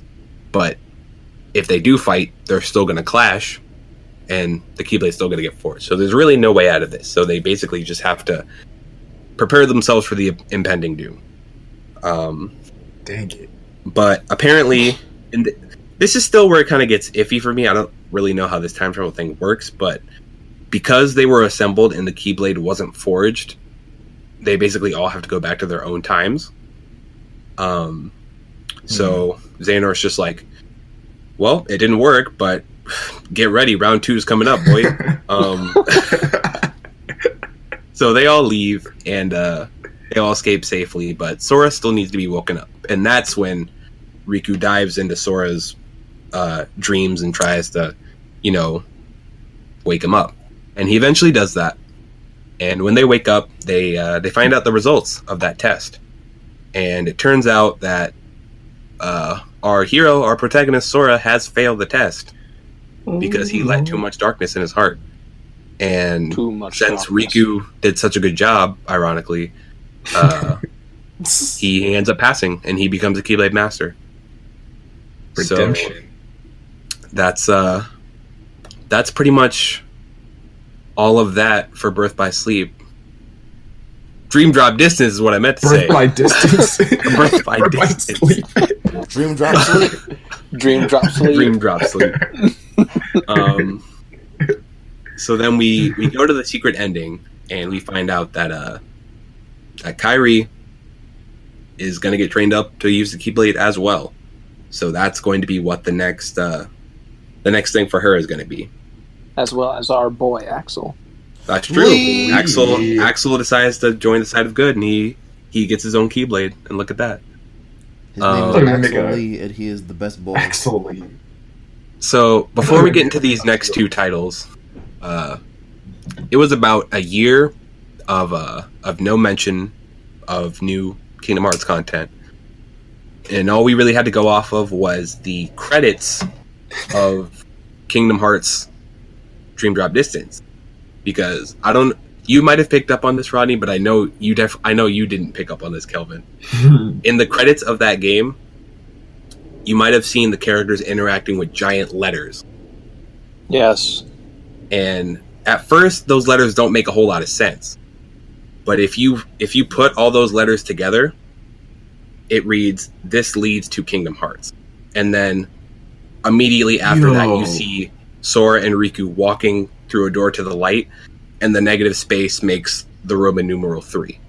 Dude, what the? So that in awesome? my head was like, Kingdom Hearts 3 is coming. It's actually happening. It's on the way.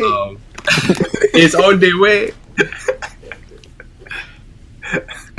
So then that takes us to 2013, E3 2013 to be exact, where it finally happens. Kingdom Hearts 3 is announced, and it's coming. But here we are. Little did we know how long we would actually have to wait. But E3 2013. in between that time, there was an announcement of a new collection after 1.5 and 2.5 called 2.8. Final Chapter Prologue, which contained a HD remaster of Dream Drop Distance, as well as 2 new pieces of content. Kingdom Hearts Key back cover, which told the Key story in a little bit, and also Kingdom Hearts 0.2, A Fragmentary Passage, which is a short sequel to Birth by Sleep, as well as a tech demo of Kingdom Hearts 3, if you want to call it that. So, I guess we'll do 0.2 first, but that essentially continues Aqua's story after the secret episode of Birth by Sleep, and continues to tell her story throughout the Realm of Darkness. And as we find out, in her travels, she runs into Mickey, who apparently met her before he runs into Sora at the end of Kingdom Hearts 1.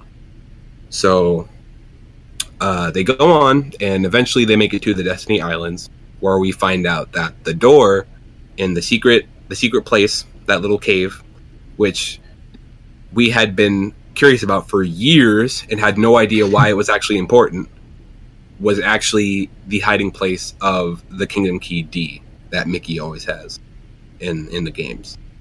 So that was the first big reveal. And after that, Mickey, reveals to Aqua that, hey, the darkness is spreading to other worlds. We need to close the door, but we need 2 keys to do it. I have the first one, and another kid named Sora has the other one. And then Aqua's like, hey, I met that kid before. Let's do it. So they go to the door, and they meet up with Riku. If you remember, Riku's on the other side of the door as well. And Aqua basically, again, sacrifices herself for friends so that they can make it out safely. She holds off all the Heartless so that Mickey, Riku, Sora, and the gang can actually close the door and stop the darkness. And at that point, Aqua decides that, hey, maybe I can't make it out just yet, so I will be the guiding light for whoever falls into the realm of darkness. Aqua, why? And that's basically Aqua's story as we know it right now. But we find out that was actually a flashback for Mickey, Riku, and Kairi directly after Dream Drop Distance. So Mickey kind of finally tells Riku what happened and why that event was so successful for them. And then Riku's like, you should have told me sooner, but if I told you sooner, you would have gone into the realm of darkness and gotten yourself killed, probably. So, and now Mickey's like, now's the time. We can do it now. So that's what they decide to do. They go off, and they're going to go to the realm of darkness and save Aqua. And Kairi's plan now is to take Lee and begin training, Keyblade training. And they set off on their journey as well. And apparently Sora was too late because he missed them. He goes back to Yensid's place where they were, but nobody's there. And Yensid kind of catches him up on what has happened, and he's basically like, you lost all your power when the darkness got in you and you had those nightmares in Dream Drop Distance, so you need to get them back somehow. And they had to come up with some explanation as to why we're starting at level 1 with no ability in Kingdom Hearts 3, and that's why. So he decides that he needs to find someone who has also lost his power and eventually regained it, and that person is Hercules. So now Sora is setting off to Olympus Coliseum to regain his lost power. And that is pretty much everything before Kingdom Hearts 3, or so we thought, because there's also a phone game. Come on. Kingdom Hearts Key is a huge, series of different things that apparently tells the age of fairy tales with the ancient Keyblade War and all that. And honestly, the most important things, except for a couple things here and there, but the most important stuff comes out of Keyback Cover, which is also on that collection, and basically tells the story of Key from the foreteller's perspective as well as the Master of Masters and Lucio. Apparently, the Master has this book that foretells events of the future and that also contains pocket worlds of future versions of the Disney worlds that we know. So that's where all the Keyblade builders are going. They're going into those pocket worlds and collecting light for some reason. And those Keyblade worlds are split into unions. And the 5 foretellers oversee all those unions. And kind of on the backside of that, the master has also given each of those foretellers a role specifically. And eventually they find out that there's a traitor within their group, and that kind of gets things riled up a little bit, and everybody starts questioning themselves and forming alliances and fighting each other for stupid reasons, and it's a whole bunch of different stuff. But eventually people kind of start thinking a little bit too much, and it's kind of like, hey, maybe the master set this up, possibly, and it's like, I don't know, maybe, but why would the master do that to us? But apparently the master is doing a lot of scheming in the background, because Lushu, in particular, his role is to take a certain Keyblade, which you might be familiar with, called No Name, and pass it down to future generations of Keyblade builders, your future apprentices, so that my eye, which is on the keychain of that Keyblade, can see into the future and see what happens. Because the master is very interested in the events that happen after the Keyblade War, which he is almost certain is going to happen, and eventually does. So he needs to make sure that the world after the Keyblade War is still secure and ready to go. For what reason, we don't know. But Master sends Lushu off with that, as well as a box. A black box. Do we know what's in the box? I want to know. Do we know what the box purpose is? We don't know. But apparently the Master and Lushu both know what's going on. And apparently it works, because the Book of Prophecies was written in the future and was, brought back to the past somehow. So apparently Time something travel. worked out. Yeah. Need answers. So, besides a couple other things from the mobile games, that's essentially all you need to know about that. And after a lot of confusing lore and other things that we don't like to talk about, we're here. That's everything before Kingdom Hearts 3. There you go. It's extensive. My head hurts. Here we are. So painful. So how do you guys feel about 2.8?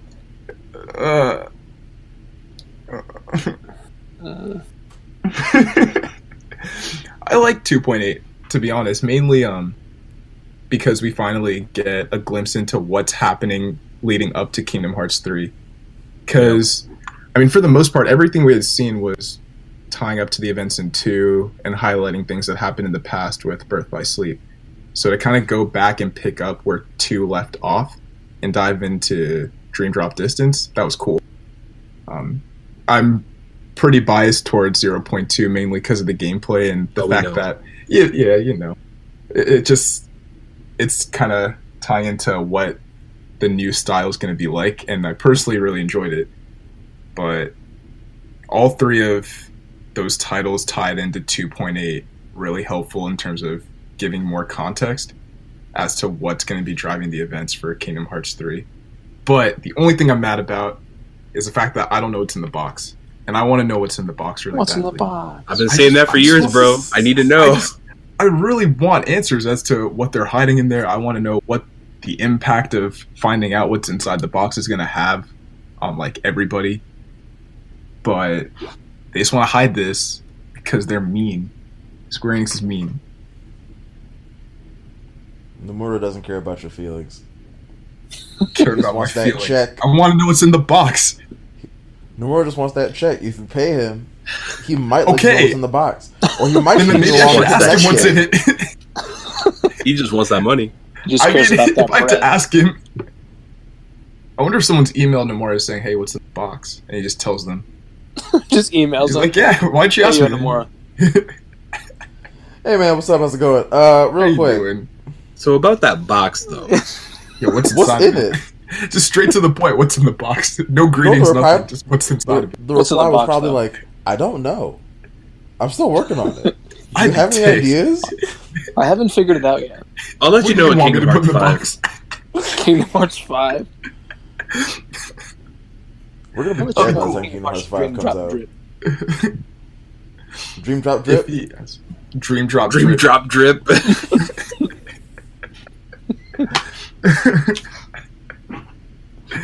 Driptons. Or just Kingdom Hearts box. Just give us a title called box. Kingdom Hearts Wait, box. What's in Yeah. the box edition? Unless it's like part of a DLC package too. Kingdom Like, Hearts it goes- box point 2. Yeah, it's like a pre-order bonus, so you get the box with your game. That's where you figure out what's inside. It's tangible. Kingdom Hearts 3.2 Final Box Prologue. Final box. Man, that's my spiel on 2.8 though. Okay. Nate, do you have anything to say about that? I have zero thoughts. Right, because you haven't played any of them, right? I played a little bit of Dream Drop Distance on the 3DS, and I was like, this is bullshit. I'm not doing this anymore. There it is. All right. Because Well, flow motion, I feel like flow motion on a PS4 controller is much better than it was on the 3DS. it is. Yeah, I've been meaning to go back to it, but I've just kind of been like, I'll just revisit all the rest of it after Kingdom Hearts 3 comes out. Wait, that key though, that you have to make. So like when you're in the final stages of Dream Drop Distance, you have to like break these chains, and then when you do that, it forms this key that Riku and Sora use to beat things. Right. What is that key? It's the key that Sora and Riku use to break the chains when they use their their fantastic. reality shift in Dream That's Drop great. That's exactly what great. it is. It's great, man. Kelvin, that's fantastic. Wonderful. I don't know what you were I love looking keys. for, bro. I love some like hidden name to it. I thought it was something that nobody's forged, and now they're supposed to have it. But is that It's called simple? the drip key. Drip key drip D. key. The drip. It's called the drip key. The drip. Have more Wield next the edition. drip. Dream Drop Dip comes out, we'll figure out. Dream If I drip said distance. Dream. Keep The real dreaming. question is, where is Max Goof? Stop. it. Nate, Stop. don't I do wanna- this here. I'm not trying to get mad on Discord. Dude. I'm trying really hard to have some composure. It's gonna break it. Mac. Okay. Rodney, why don't you tell us your experience? Wait, no. I need that. I'm triggered now. Maybe Dream Drop Dip. Drip. Dream That's Drop hard. Dip. That's hard. Dream Drop Drip. Oh yes, the Max sequel to is Dream back. Drop Chip. Dream Drop Dip. No, I was about to say that's like Kingdom Hearts branded dip for like chip. Dream Drop Dip. Dip and Chip. It goes well with the Kingdom Hearts branded beverage Dream Drop Sip. Chip Skylark's the cover on the box art. Dream Drop Chip. Oh man. Shiny tea. Whoa, we got too much dip on the chip now. I can go through my 1 point or my 0 point, my 2.8 experience in one moment, if that's okay. Please, we need to Okay, bring this back just- on just- track. Give me 1 second. So, 2.8. I'm gonna start with 0.2 because I really liked 0.2.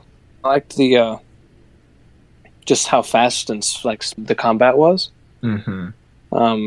Liked all the visuals, everything about 0.2 was really nice. I could follow the story. I laughed a little bit at the end when Mickey's shirt dissolves for no reason. But, I realized that's just to make it fit with the end of Kingdom Hearts 1, but thought it was funny. His shirt just dissolves and he's like, alright, I guess I'll be shirtless then, it's fine. It works out, it's fine. Yeah. Makes more sense in one. So yeah, I really liked 0.2. Dream Drop Distance and Back Cover are where, because like 1.5 and 2.5, despite all of like the twisting and turning, I could pretty much follow the story pretty well. I can also follow pretty well in 0.2. But I had no idea what was going on in back cover. It's just darkness. Fear of darkness. Everybody's turning on each other. That's it. That's the whole game. It's betrayal of the game. The game, the movie. But yeah, I had no idea what was going on in back cover. I don't know how it fits into the overall plot. I watched it and I was like, okay, I guess the graphics were nice. It was nice to look at, I guess. And I don't know if anyone else feels the same way, and I apologize if anyone really likes Dream Drop Distance, but I just did not have a good time with Dream Drop Distance, at all. Wow. What? At all? Yeah, I just did not have a good time with Dream Drop Distance, at all. I did like the ending, the couple boss fights were at the end where you play as Riku. That whole part, where you fight the Ventus armor and stuff like that. I liked that. True. And I liked the couple scenes at the end that you get after the credits and all that. And the thing that James was talking about during the credits where they're hanging out with the letters. Yeah. But just it's just the story was just as soon as it starts, you're what the hell's going on here? And it's we're time traveling and we're also in dreams within dreams. And I look like I did when I was in Kingdom Hearts 1, but I have different clothing. It's oh wait, but now Riku's here. It's what is happening? And then I have a Pokemon pretty much, and I can get more Pokemon. I have a bat that I can hang around with, and also if I touch a wall, I fly around in 7 directions. And also, instead of flying in a ship, you have to dive. This is fun, right? I've never heard you so Rodney, angry. you're the first person I've ever heard say they don't like Dream Drop Distance. Wow. As a game. Wow. I just don't like it. I'm sorry. You're so angry. Yeah, I don't think I've ever heard you this heated before. Maybe one other time, but you mad, you big mad. Dream Drop Distance. That's the sensitive spot. That's why it took me so long to go through 2.8. It's because I got to a point in my first playthrough where I got to Zemnis as Sora, and I was just I am just not having fun at all. So I just stopped playing for a month. And then I had to when I got back to it, I was I have no idea what's going on. So I had to start another one, and then I was how the fuck do you play this game? Yeah, Rodney. And then the whole. Not only did you manage to get to the end, you made time to wait a month and then go back and do it again. That's a special kind of talent. GOAT. Top tier. Goodness. It's just the whole thing where you can power up your Meow Wow, and, you can put points into it and unlock special abilities. You can get a bat. You can have a T-Rex follow you around too. Isn't that neat? It's I don't want this. Sounds like this elephant on a skateboard, I think. Yes. Man. I also didn't like the drop mechanic, where it's you can play as Sora for 10 minutes, but then you have to play as Riku. That annoyed me. I'll say that was kind of irritating. Because you make so much progress with one character, and it's oh, I gotta go to sleep. I'm gonna start over. And it's interesting, because I was thinking about that as I was playing through it, because Kelvin, please. There he Kelvin, is. why? There he is. No. The savior. I don't like it. I was thinking through that as I was playing through, because in Birth by Sleep, you play the same world as 3 different characters. But it's the same worlds, you play them 3 times, but it's slightly different. But it's the same thing in Dream Drop Distance, and in Dream Drop Distance, I just did not like it. Is it because you were forced to switch? You didn't have a choice? It was just kind of hey, I see you're doing pretty well. Play as the other one now. Good night. I guess that's part. And towards the end, you even if you have a full drop meter, it's just well, this is a cutscene, so we're gonna force you to drop now. It's okay, great, thanks. Yeah, the diving was kind of iffy too. The dive challenges, there were times I had to do some of them all over, and it just took so long. And I was like I the don't- worst diver. I sucked at it. I don't know if anyone else had the same experience, but like in Riku, in The World That Never Was, when you fight, I think it's called Anti-Blackcoat. Is that what it's called? Yes. When you fight Anti-Blackcoat and you get it down to like 1 bar of health, and then it hits you with that move, and it sucks all your health away. Screw that. And then it No, gets all of no. its health back. Stop. I just You like kicked me off. I like put down my controller and said out loud, "This is not fun," and then just like I just had to walk away for like 10 minutes. It was so annoying because you do all that work and then he just like randomly throws this thing at you, sucks all your energy, and then one. It's such BS. You never know when it's gonna happen too. Like you think you can read a pattern, but like he just does it at random points, and when you're winning, It's That's like with with young This is Xehanort, not fun. and you get close to the end, and he's just like, "Time time stop." stop. Screw that too. You know, Yes. this is just like really testing people's limits, like to tolerate BS in Kingdom Hearts, because they pull out all the stops. It was bad. Yeah. So I mean, Dream Drop Distance was just like an amalgamation of that I don't like about Kingdom Hearts. There's that The balloon, worst I of Kingdom think, the Hearts in balloon one attack. game. That was supposedly the most OP. Most OP move in the I game. was gonna Yeah. say, yeah. I didn't learn about that until after I finished it. Yep, I just had to use balloons. That somehow did the trick. So that's a tip So- for Trigger Artistic. I don't know if you guys have already done this, and I feel like mine will be different than everyone else's now. But like the whole like ranking thing, I'd probably Yeah. have to go from worst to best, Dream Drop Distance, back cover, and then 0.2. Same. No, If you're- not same. What am I talking about? Sorry. It would be keyback cover, Dream Drop, then 0.2. Yeah, back cover is bullshit. I'm sorry. So much. you bring in. It's not like Dream Drop or Birth by Sleep where it was like, you bring in completely new characters, but they're actually relevant. You bring in these characters from like the beginning of fucking time, and the more is like, hey, you have 1 hour, care about them. And it's kind of like I don't want to. Like why? What is the point? get it. And then he's like, care about them. They might be relevant, and you're like, okay, but like, how? See, in my What? mind, I was anticipating more time because yesterday it was going to be about 2 hours to go through keyback cover. So I was like, all right, the strap in, I have 2 hours to get emotionally invested. And I realized it was only an hour long, and that was it. I saw That a is box, true. it was over. I was ticked. Back cover was a lot shorter than I was expecting it to be. Yeah, and I thought then, there's like more. when it ended, I was just like, "What?" Why? Why? Fucking the Birth by Sleep movie, 4 hours long. Exactly. I have no idea how long Recoded was, but I'm assuming it was long as hell too. Yeah, And then- definitely. Yeah. Fucking Go on. the one thing that has entirely new and unrelated scenarios gets 1 hour. That's the logic. I don't know how long Recoded actually was. I feel like it felt longer than it was, but that thing went on forever.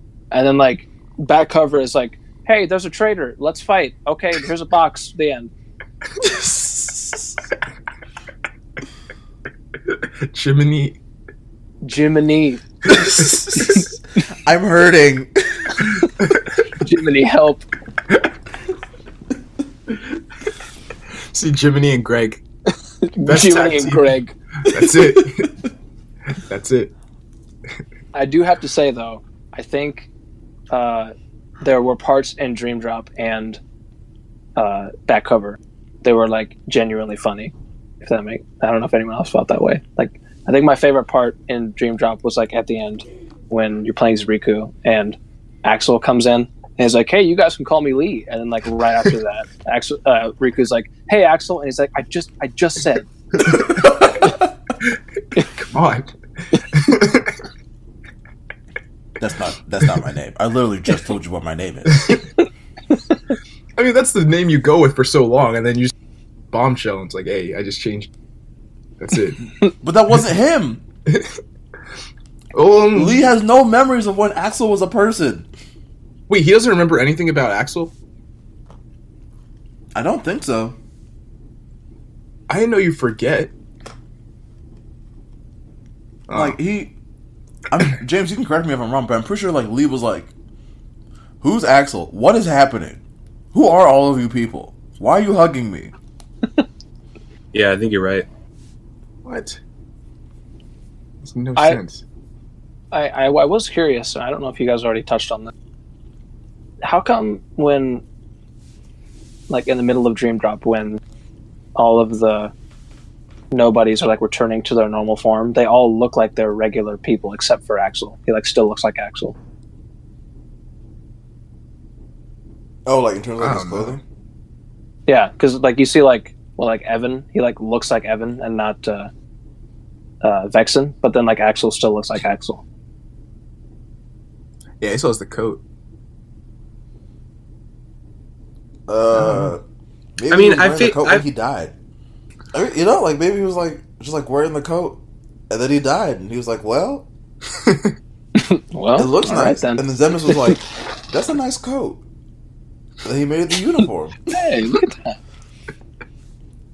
Okay, drip, drip, Lee. The Kingdom Hearts Poncho. You said drip drip Lee. Yeah, too Yeah. much sauce. James, I feel like 0.2 would be at the top of your list because we know the main person involved. See, Yeah, what would your list look like, James? I'm kind of going to be the odd one out this time because I love all three of these games, if you will. I'm a huge fan of all three of them. I think I'm a little bit biased on it because I'm such a fan of the whole series overall, and it was the first, new piece of stuff that we got in years. But I do appreciate what it does for the story and how much it contributes to Kingdom Hearts 3.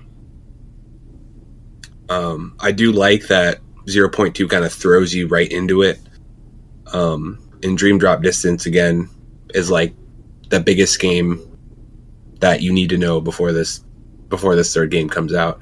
And I also appreciate how many parallels Key Back Cover has to what the theme of Kingdom Hearts 3 is going to be, as well as leaves us with more open-ended questions in terms of what's going to happen after 3, or I guess at the end of the game or whatever. Sure. And I just, because the phone game on its own didn't really have me too interested, but like seeing the master and like the foretellers interact with each other really got me like invested in that world, and I really wanted to know more about it after that. So that's kind of what dragged me into that whole mess. But I think I would put not 0.2 Keyback Cover at the bottom, just because it's so short and it's not a game. But then Dream Drop after that, and then 0.2 at the top. So Okay. that would be mine. Solid. Ronnie, come on. You could put Dream Drop at the top. It's not too late. Absolutely To the not. top. It's not a favorite. I think I said mine already, but just for the record, Dream Drop back cover 0.2. What would yours be, Nate? Well, the only one of these I've actually gotten to the end to was actually back cover. That's still at the bottom of my list. Almost entirely because, like, in watching it, I was so confused. And a lot of it didn't make sense until I was watching Kingdom Hearts Timeline with James, and I was like, okay. Like, you get to see it from, like, the union members' perspective, and I was like, okay, these events all make sense now, because there's a lot of stuff going on that I was like, okay, we're fighting now. Why are we all fighting? Also, I couldn't remember anyone's fucking name. The only one I remember is Ira, and that's because he was kind of a dick. So that was at the bottom. And then I would say Dream Drop Distance because I hate flow motion. And then 0.2, which I've never played, so it has like the best marks because it just nothing has ruined it so far. I've learned so much in this conversation. One, Nate, you put Recoded above 1. I don't actually. Rodney, I learned that you just really hate Dream Drop Distance. True. For very, very detailed reasons. So I love Kingdom Hearts. Yeah, I mean, I love the love series Lamp. as a whole. Oh yeah, I love Lamb. I Say think. lamb? Like the meat? Just gonna go Yes. ahead and move past that. I think like the only game that I played that I didn't like was Dream Drop Distance. Like even though Chain of Memories was like kind of a slog, I enjoyed it for the most part. It just got kind of monotonous like towards the middle and the end. True. But like the story was really good, and like even though I didn't like Dream Drop Distance, I still enjoyed the cutscenes and seeing the characters interact and all that. It gave me a whole new like appreciation for Riku. Definitely. So, as a whole, I really like the series, and I'm excited to see where it goes in Kingdom Hearts 3. That's good. So, thanks for pulling me into the Kingdom Hearts series, guys. Yeah, thank you. Yeah, thank you and Nate, James. That came out so awkward. Thank you, Nate and James. thank you and Nate, James. Thank you, guys. So, James and Nate, thank you for getting me back into it. Rodney, thank you for playing it alongside me, because that was part of what made it a lot more fun to be able to talk to you guys leading up to this summary. But hey, now we're here. We made We it. are. 9 days left to go. We're all Come ready. on. And now So that we you're are missing here- a few trailers, Rodney. I am. Yes. Do you still have the playlist link? Or the link for the playlist? Should be in there somewhere. It's in Yeah. the chat. Above all the memes. Found it. Jiminy. Jiminy, Help. please. So I think we decided to start with the Pirates of the Caribbean trailer. Yes. Yes. Because E3 this year is kind of what kickstarted the huge like trailer rollouts and like promotion for the game. So there's a lot of juicy stuff in here. Mm-hmm. So I don't know how you want to sync this up. Do a countdown. I'm gonna go on mute while we watch it, just so that like it's not Okay. playing back through my mic. Okay. Will it play back to my mic? I'm using like headphones. Probably not. Okay. Yeah, I'm Maybe using we'll I'm using like the Yeti mic, so Oh, okay. I just don't want to run that risk. Makes Same. sense. Yeah, I can mute myself, but as you're watching it, I guess maybe feel real free to, time like, reactions. say Well, Is everyone at the videos? I have the Pirates of the Caribbean one loaded up. I just haven't started it yet. yep, I have it up. Okay. Nate, you good? Yeah, I'm good. Let's get it. Let's begin. 3, 2, 1. Submit.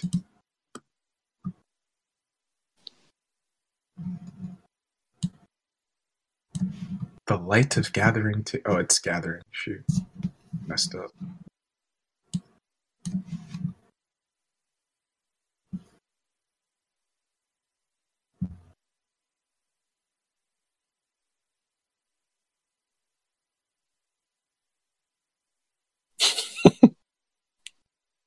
Fuck this world.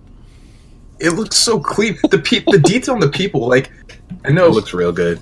Alex pointed out too, but like the way that they're just designed, it looks so realistic. That looks like Johnny Depp. Like it's like Right? legit. Orlando Bloom, all of them, they look like actual people. That ship.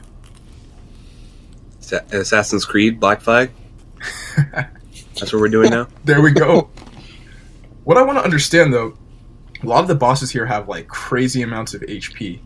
So I don't know what we're going to be fighting in this world. But it seems like Got to get good. That's what that means. This is the world where you get good. This is the one. And the swimming mechanics I want to are go much swim. better. That focus, it's so beautiful.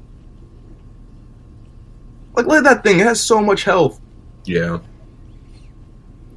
to do. Oh, here he is. Oh, this boy. He reminds me of Eminem if he was an organization member. If he just like went to the organization.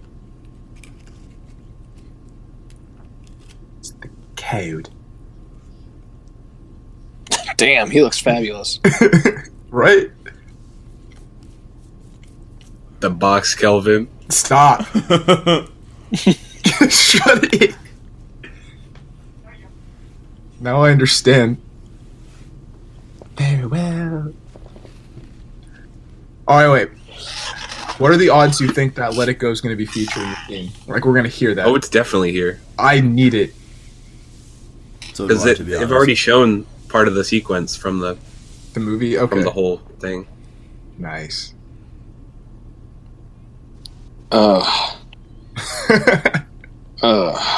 Your best girl. Lark scene. I'm still convinced she's We a shall sibling go of theirs. together. We shall go together. It's Zemnit. Oh, shoot. No, it's Zigbar! It's Greg. That's it. That's it. It was good.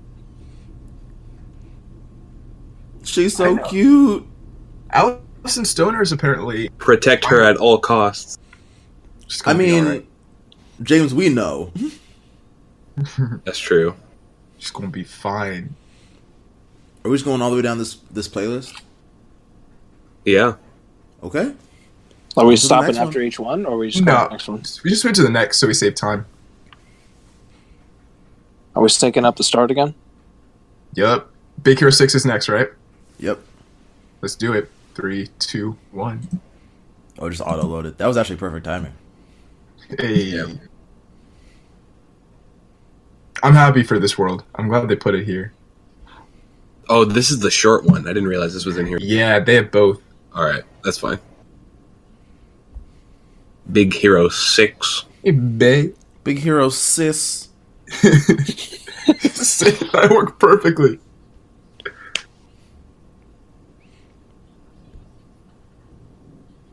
My girl, go go.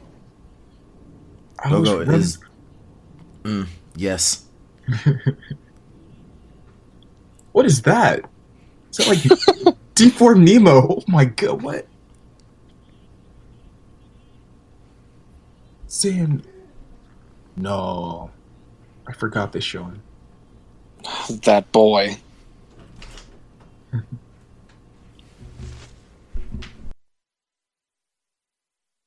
This world's gonna be a lot of fun.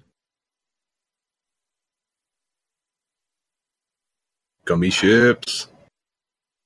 Oh, I think this is the game where I'm gonna care about actually because it looks like you can, Yeah, do a lot. I think so too. You can do a lot with it. This is him just watching. Just hanging out in the background. Yeah. Hey, there she was. James, how you doing? Mm, Kelvin. well, no. All right. On to the next.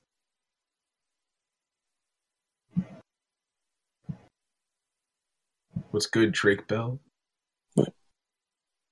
We're starting? Yeah, go for it. Okay. I'm right up with you guys. I thought you were counting people down, Kelvin. Sorry, mine automatically went into the next. Thought it, but after this one ends, we could sync it up again.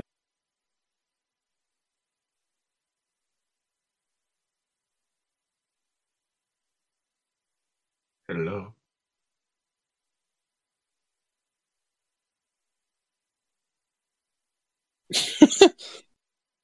Keyblade Hero 3. Yeah.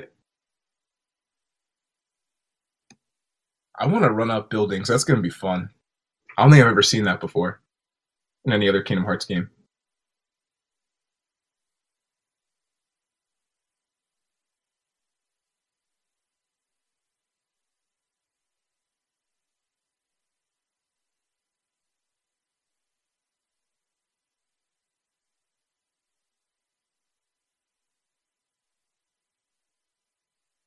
That looks fun.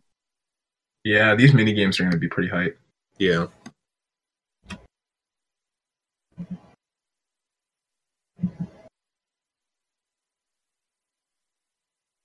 Don't do it. Oh Don't do it. This man speaks nonsense. no, Japanese Mickey. I was about to say, I love Japanese Mickey. Because he sounds like Mickey, but it's like so good. It's so fluffy. Davy That's Jones way- just looks good. Is that Davy Jones? The AI on his tentacle. He was like Squidward. There it is again, Kelvin. Yes. That key. Didn't he show up in the Pirates of the Caribbean world in the second game? Yeah. He's just the one with it. Help us. These kids. So the other Twilight Town, I'm guessing, is like the virtual. The data one. Yep. Okay, that's where they're going. Wait, James, are we going to see the kick? I don't think it's this one. I think But it's it's in one of these, right? I think so. Was that Perfect. just Kick? was that just Sora taking a selfie with like a monster? Yep. It's real.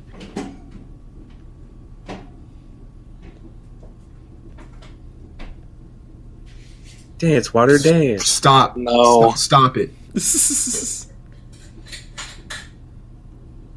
It was good.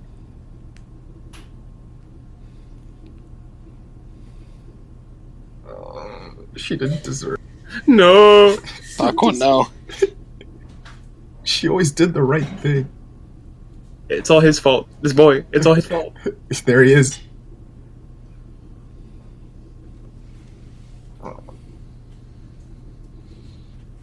Yes. Roxas. Welcome Roxas. back. Y'all This saw man it. speaks nonsense. Nonsense. All right, count us down this time, Kelvin. All right, 17 in 3, 2. Wait. Hold, you can't Okay. be moving that fast, Kelvin. Wait. Come on. Yeah, Okay, I wait, just wait. finished it. Okay. I'm at the load screen. When you guys are done, let me know. Okay, I'm ready. I'm ready. All right, y'all there? Yeah.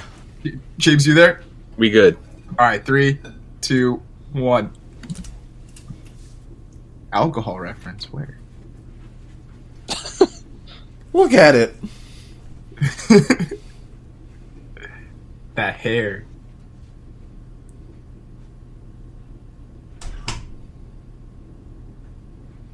Pooh Bear, please. You remember me this time, Pooh? No. Wait, we're watching that one? Oh, shoot. I think you're one ahead of me, Rodney. Yeah, Rodney, you're on 18. Yeah. We're at 17. Oops. It's Oh, okay. sorry. My bad. No, keep going. Actually, let's just go to 18 because Yeah, this isn't like a big story one. So yeah.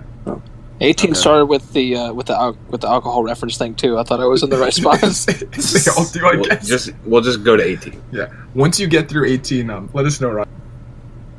I started it over. Oh, okay. I'm good.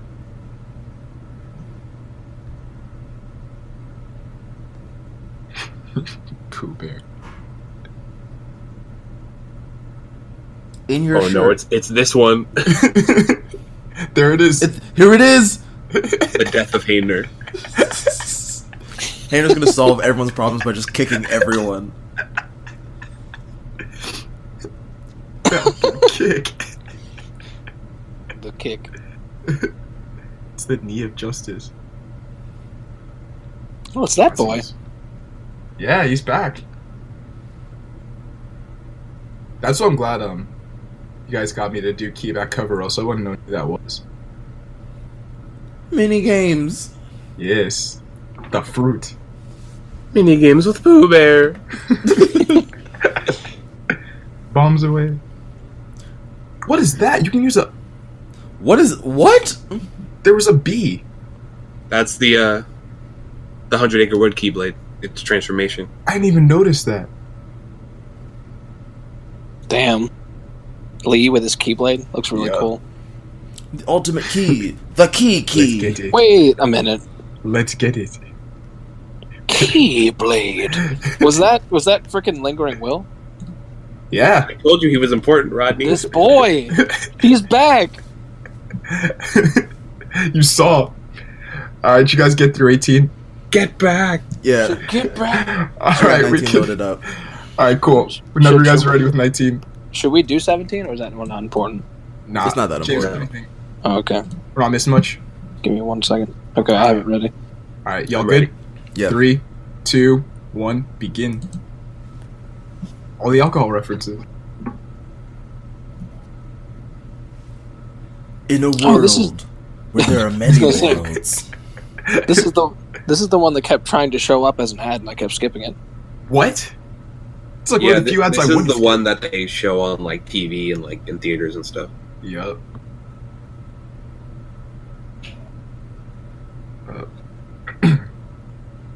It's just bad. The battle between light and dark. Pete needs to go. I need Pete gone. But why Pete though? He just So like though. irritates me. I was running through the. I was running through the sand with my bros. You know that goes. Yes, Rapunzel, go. Expose them. Damn.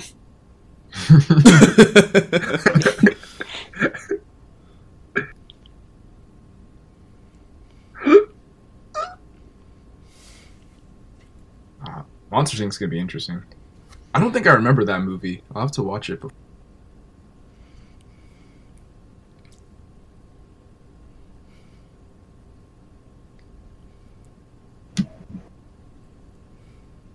That's a really corny line. Yeah. They could have used a better tagline.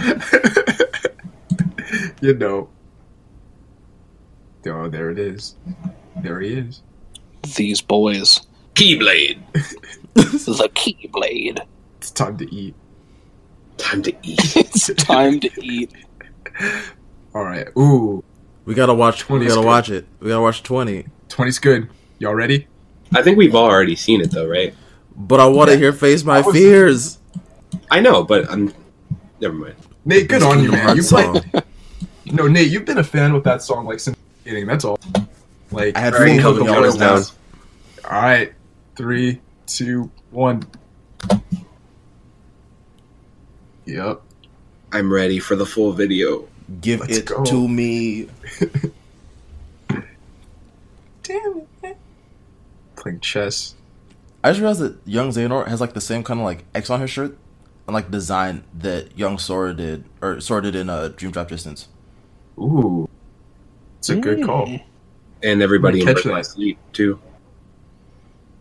Dang, that's common then. Maybe it's a Destiny Islands thing.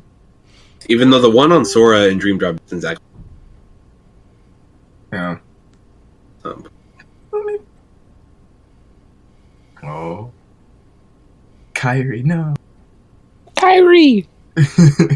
You'll never take Kyrie's hurt. This should help. Oh.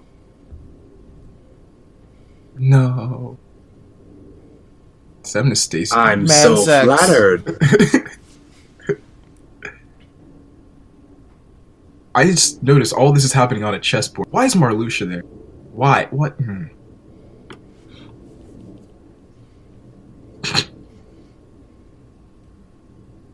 Let's get to work. Goodbye.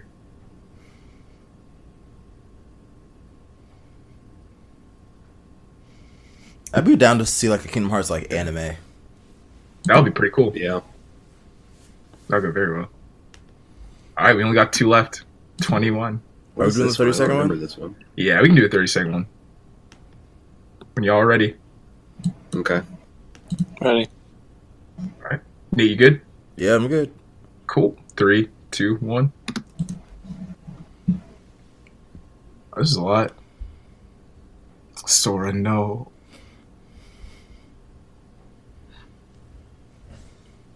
I gotta see Remy.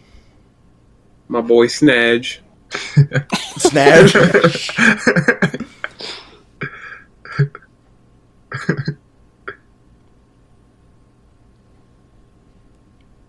Man, I love that in the opening they have like Riku's old outfit and haircut, even though we all know he gets new threads in the new game. Yeah. they show it And in the new keyblade.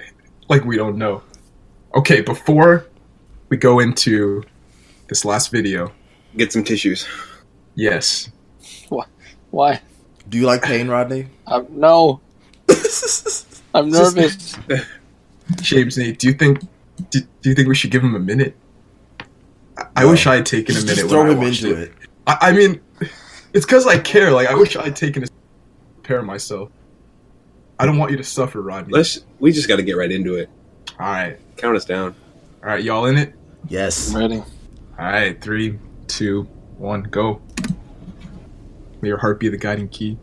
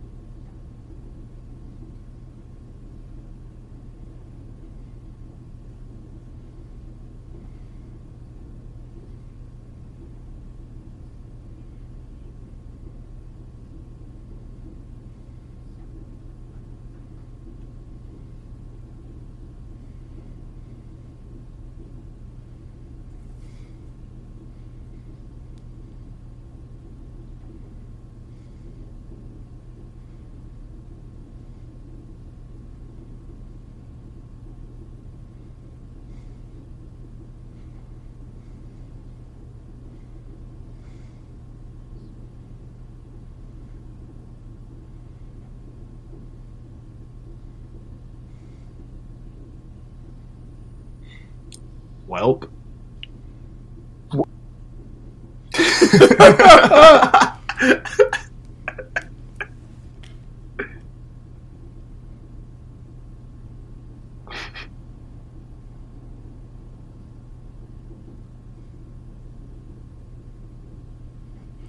Here we go. I love how no one said it. I couldn't talk. What? Scala. What is happening? My boys. It's so painful. I just. What What did he say? What does that mean? Scala e Kylo. Yeah, what is that a world? I don't know. That's Just the world that they're in. World. Yeah, Is that based on a Disney thing, or is that an original? it's original, and that's the first time we've ever seen it. Oh my lord!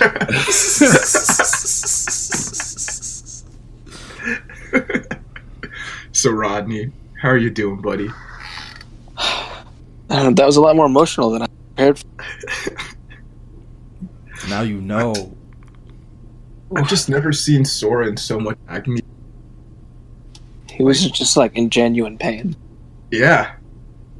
I just never seen that before with his character. Like, he's gone through a lot, but I've never seen him break down like that. But not like this. Exactly. They took everyone away. It was bad. Is Riku Replica on their side? On whose side? Like Sora and all them? I'm gonna go ahead and guess no. Couldn't really tell what was going on with him. I'm surprised he's wait. back, to be completely honest. Are we sure it's Replica? Because I remember like when the trailers first came out, that's his name. I haven't heard him referred to like that. Yeah, it could be one of those two, Nate. We're just not sure which one. Or Data Who else? Data Riku. That other boring guy. That boy. The other boy. So now that we've seen all that, I guess we'll go into our predictions for this new game. Oh boy.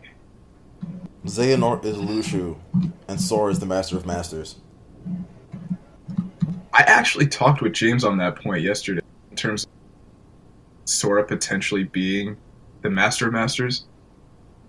Because I think I remember hearing that you need to have your soul taken and your body needs to be in the place of where you're going. And since Sora's one of the people that's witnessed all of this, it would make sense for him to create the book of everything that's going to happen. I mean, we have time travel now. It's entirely possible. That's what I'm thinking. Like, it's a possibility.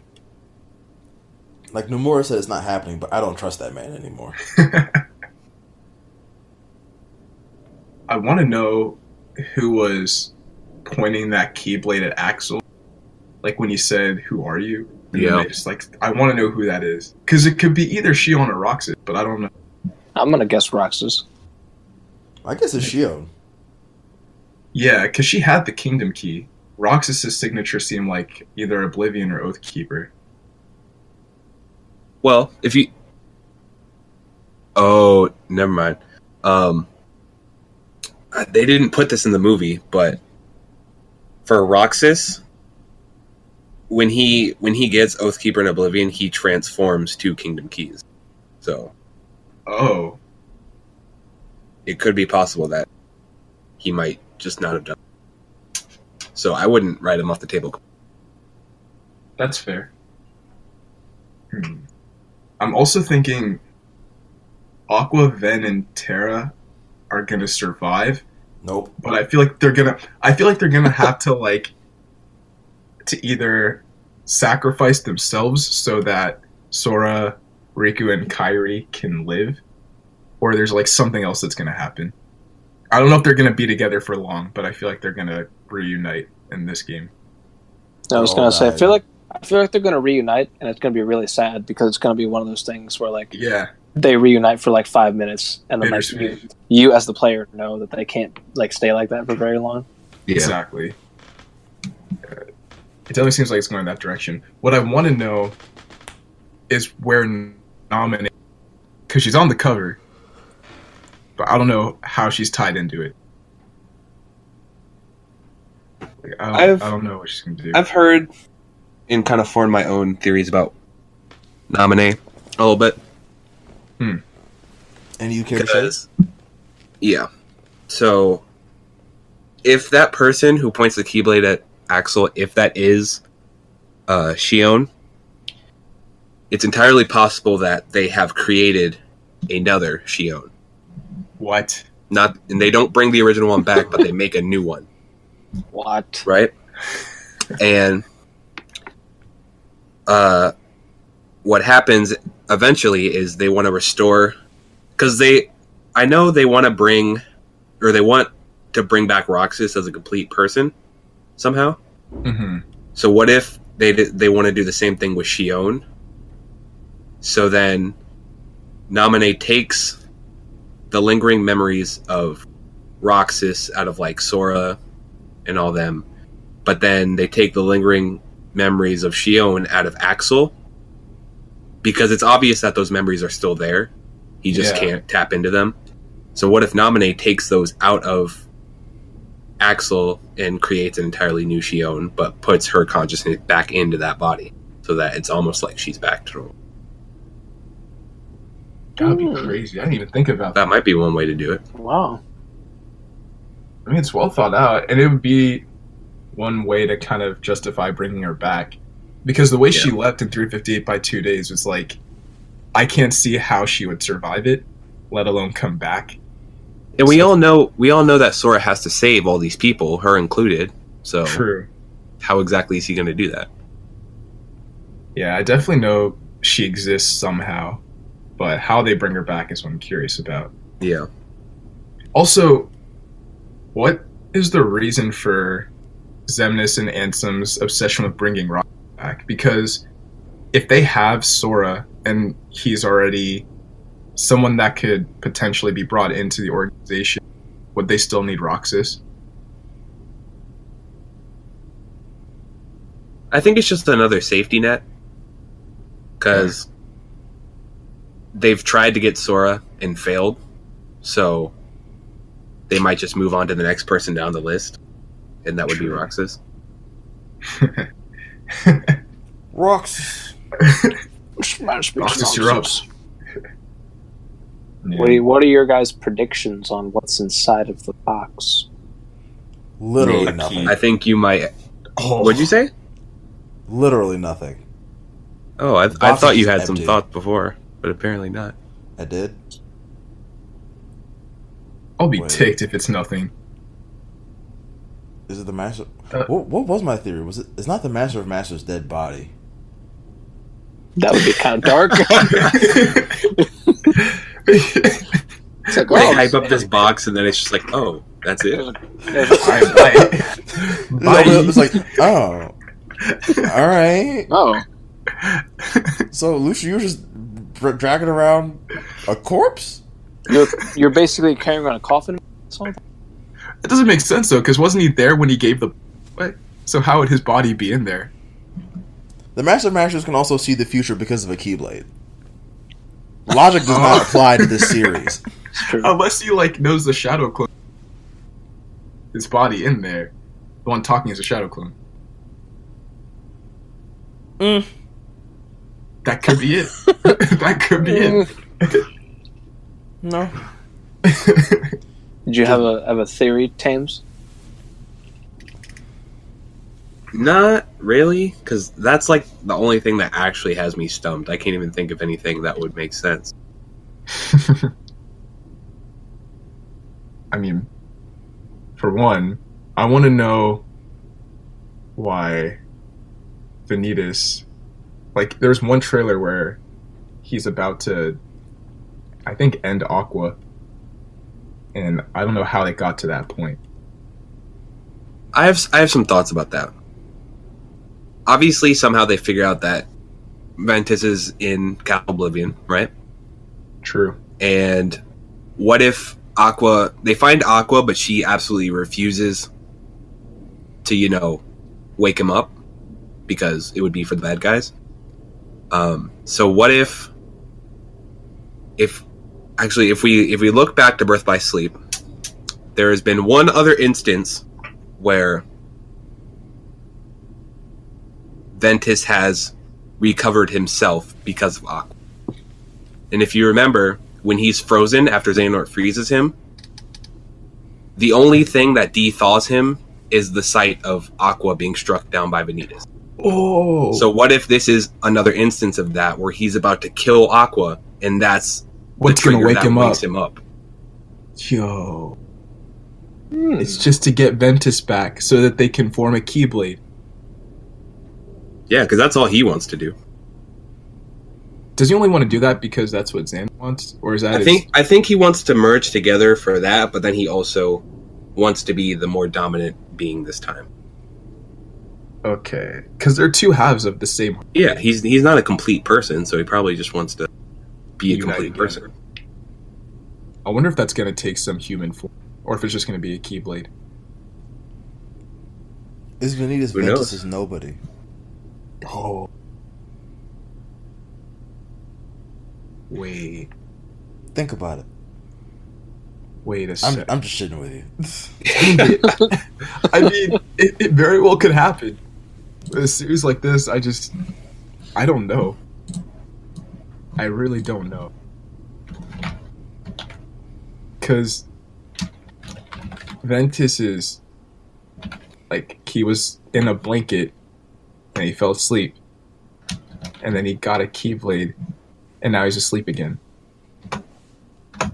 The end. Great story. I'm confusion. I can't. What if? So, like, James pointed out that, like, in the Don't Think Twice video, young Xehanort's eyes are not yellow. That's true. Oh. So, like, and, like, everyone who gets Norded, their eyes turn yellow. So, like, something clearly happens to him to where he is under some sort of evil influence. And James and I were talking, and I don't remember all the details, but we said that, like, what if Xehanort was, like, Lushu's apprentice first? And, like, Lushu was trying to form the Keyblade, but then, like, he took over, like, Xehanort's body. And then, because he didn't have, like, enough juice to do it, like, now Lushu / Xehanort is, like, trying to get 13 bodies to be like, now I can't fail. There's no possible way this could go wrong. Huh. That is true. Also, when Roxas joined the organization, his eyes didn't turn yellow, ever, did they? It's only happened to Axel's. That's true. So because they hadn't done that yet. Okay. At that time, they weren't in the process. That's what he was going to use Kingdom Hearts for. Okay. And remember, they never actually finished Kingdom Hearts, so... Yeah. The artificial Kingdom Hearts, I mean. That's an interesting point, though, Nate, in terms of how he was kind of like a normal dude before, but then something must have triggered that caused all these things to happen. Yeah. Because I remember him and Ericus were playing chess, and at that time his eyes were also yellow. He was talking about the Keyblade War story. So I don't know if there's like some influence that Darkness had on way back then. It wouldn't surprise me. It's possible. I don't know. I can see them just like shipping the bad guy to be someone else so they can continue the franchise. True. I mean, what if... It's like, guys, we've had 10 games. This needs to stop. It's going to change it. Unless Sora joins the dark side. That is possible. I'm wondering if Sora's going to submit to Dark Save everything else. That's something else that I've thought about a little bit. Because a lot of times people always say that, darkness and light kind of have to live together. Mm-hmm. If one overpowers the other, that just creates more problems. And as we know, Sora has never willingly tapped into the power of darkness like Riku has. So yeah. What if this game is the trigger that kind of forces him to do that? I think that's a really good possibility. Especially since we've never seen it in the past. Unless you count Anti-Form Sora as him submitting to darkness. See, this is the thing, because remember how we said that Rage Form was revealed? Finally? Mm-hmm. We saw that like last week. Yeah. If you look at those screenshots, Sora is using his Keyblade when he's in Rage Form now. So that's kind of the thing that tips me off, because what if now he's willingly using that power? He can control it. Because before, when he was an Antiform, it was kind of perceived that he kind of loses himself a little bit, and he kind of acts kind of savage, kind of like a beast, and he just kind of uses his hands instead of a Keyblade. So Yeah, that's something to think about. it's a good point. How many time travel shenanigans do you think are going to be involved? Oh, tons. We've And I'm seen gonna hate everyone get like their shit wrecked. Do you think Sora's going to go back in time and like save everybody? That'd be interesting. The thing about that, I don't think it's going to be time travel, but I think their hearts are still going to exist somewhere, because we saw Scala at Kylum, and it's like a huge city, right? Mm-hmm. So what if, he gets his way and he makes his 13 Xehanorts, but also he uses the hearts of the 7 lights to kind of power Scala at Kylum a little bit. So what if, because it's implied that Sora goes there by himself without his friends. Mm-hmm. So what if in the final world, if you want to call it that, we have to traverse that gigantic city and find all of our friends' hearts and restore them before we fight Xehanort at the very end. I mean, it makes sense. There's also 7 Disney worlds. Oh, Oh, So, true. Princess The numbers Peach. line up. Yeah, that's up. Was there mention of having to go to Traverse Town in this game? I only There's saw no reason Twilight. to. That world, though, I thought it was kind of like a base for a lot of the Kingdom Hearts games. Like, you end up there somehow. It's a home for... It's like a refuge for people that have lost their worlds. And the only times we ever go there is... Well, the only time we go to the legit Traverse Town is Kingdom Hearts 1. Not 2. The Chain of Memories one is a That's memory, right. and the one in Dream Drop Distance is a dream world. That's So- why. So there might not be a reason to go there in this one. Yeah. Okay. And Sora's restored all the worlds, essentially. There's no reason for anyone to even be there. Or Hollow The only Bastion. people that are there are the Dream Eaters, as we've seen. Yeah. So, unless he goes back there to get all his Dream Eaters back, then I don't see why he would even go there. Reminisce. Nostalgia. Pilot the guard armor. So evidently there are a lot of things that can happen in this game. So, I want to bring up a question, Mhm. because I don't think we have all of our 13 Dark yet. I don't think all the slots have been filled. I can't remember how many, but I think there are still a couple slots open. So, if there is any other character you would want to see come back on the dark side, who do you think it would be? Ah. I need to think about that for a sec. Wait, what was it? It was if any villain comes back.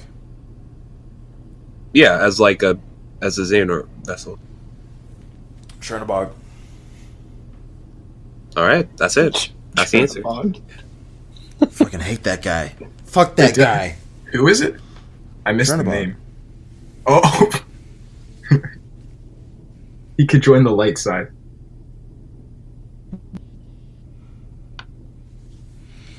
He can Do you guys have any other points you wanted to bring to the table over here? Ericus is coming back. Please, Yeah. I hope that happens. I think so. I hope that Oh. happens. I'm pretty sure the whole story is also going to be told like with it going back to that chess match from the trailer, like the first trailer for Yeah. Kingdom Hearts 3. And like, because like if you think about it, like they use that chess metaphor a lot. So like Yep. I'm pretty sure it's going to be like as shit happens, like they'll go back to that chess match and like Xehanort and Ericus talking about whatever they were talking about, and like positioning pieces, and each piece corresponds to like a certain light or darkness, and it's gonna be this whole really dope metaphor, and I want it. I want it so bad. Nate, I can't believe I forgot about this, but now that you're here, I can make this this connection. But it's kind of like how Persona 5 does it, a little bit. Yeah. Because you know how they have the interrogation that happens in the future, and then they kind of like, switch back and forth. Yeah, the whole thing's like told through flashbacks or whatever. Yeah, is that kind of the same thing you're talking? Yeah. Yeah. Except in the past, obviously. Right. Yeah, I'd like that idea. I'm really excited for this game. One of the things that makes me the most excited is not only the fact that it's like finally here, but like Disney is really embracing it. Like, Yeah, I for feel sure. like with like previous installments, it's kind of been like for the first one they were like Disney was pushing it, and then it was kind of like it's a game that has Disney characters in it, but it's not like a big deal. But like between like the park promotions and like Definitely. just a lot of the stuff that they're doing for this game, I'm like, Disney is really pushing this, and that makes me excited because, you know, in like a year where Disney's going to have a bunch of massive projects coming out, the fact that they're pushing this so hard means that they have a lot of faith in it. Definitely. I think that they have the same mindset that a lot of fans, or I guess normal people, did, because a lot of people consider the spin-offs, you know, not to matter. Right. And Disney probably thought, oh, it's not going to make us money, so they didn't bother about it. But if you look back at like some of the older promotion stuff, the numbered titles in particular, they always pushed pretty big. So, Yeah. and this one's no different. Set the fragment. But going back to a point I think I made yesterday, this is supposed to end like one arc in the entire series plotline. Right. I think. So I'm wondering if moving past that, we're going to see Sora and his characters revisited, or if it's going to be something completely far in the future. I think we're still going to have Sora as our main character. They said that he's like the key to like all of this stuff. Like he's going to be Okay. either around or the protagonist in like every game. It's just going to be like a different villain, different quest. True. Like the Luke Skywalker of Kingdom Hearts. It would be cool if he was a mentor. If he had to mentor another Keyblade wielder, that'd be pretty awesome. I have a point about that too. If you don't mind me cutting in real quick. Go for it. I've been thinking about this for a while. I think I told Nate this at some point.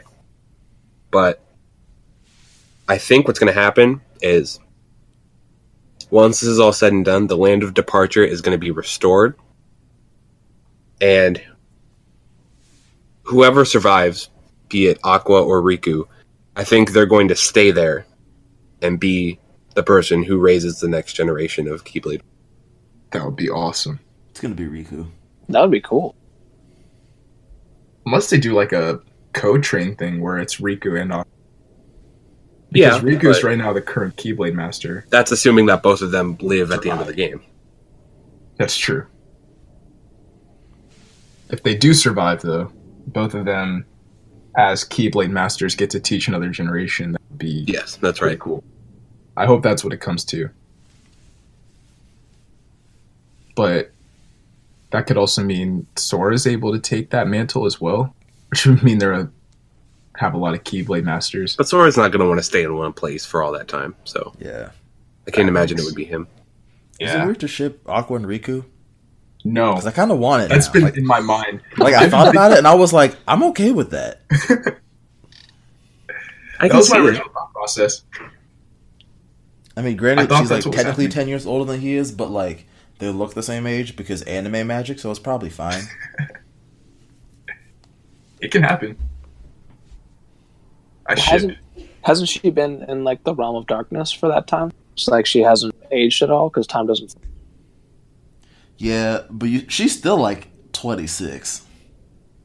And how old is he now? 18, maybe. Oh, well, all right.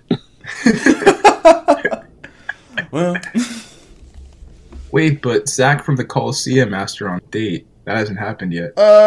Yo, Zach is dead, bro. Shut down. It seemed relevant, but nope. He's just gone. That's gonna Zach, kill me. He's dead. If Aqua comes back and goes to Olympus and she's like, "What happened to Zach?" Oh, I'm dead. And then it's like, "Oh no." Zach's death was hard enough on its own. I can't take it if we have to do this whole thing over again with Aqua. I refuse. That would suck. But Aqua and Riku could bond over darkness because they both understand. Darkness. Darkness. They both understand, so I That's too some was common in the ground. darkness. They both know how to submit.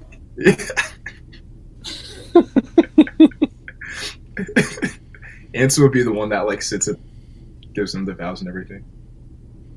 They have like a very awkward Yeah. conversation about submitting. It's like, so you got Norded. That sucks. Ansem took over my body once when I was like 15, so I know how you feel. I understand. Nate, when you said that, I just thought of the scene of Captain America pulling up the chair. He's like, "So you got Norded."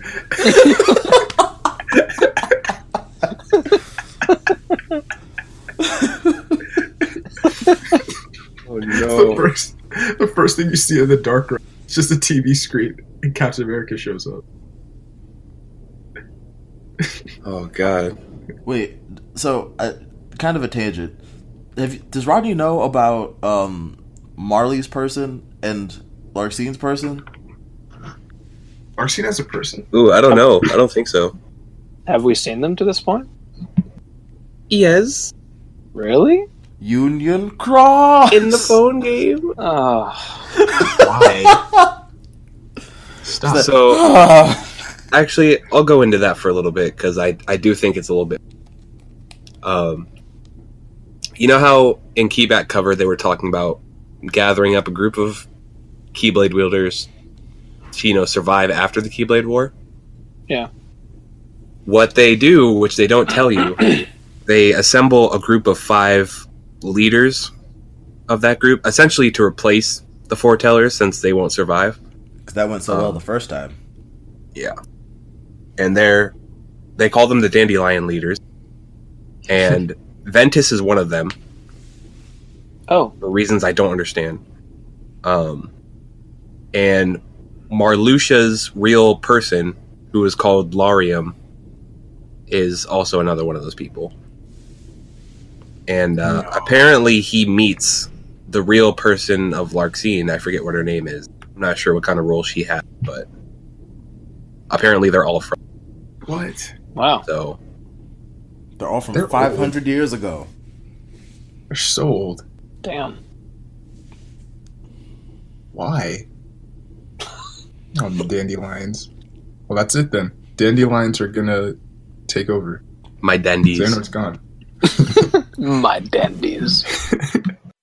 Everything's gonna be just dandy. We burned. I think we did like 4 hours, a little under.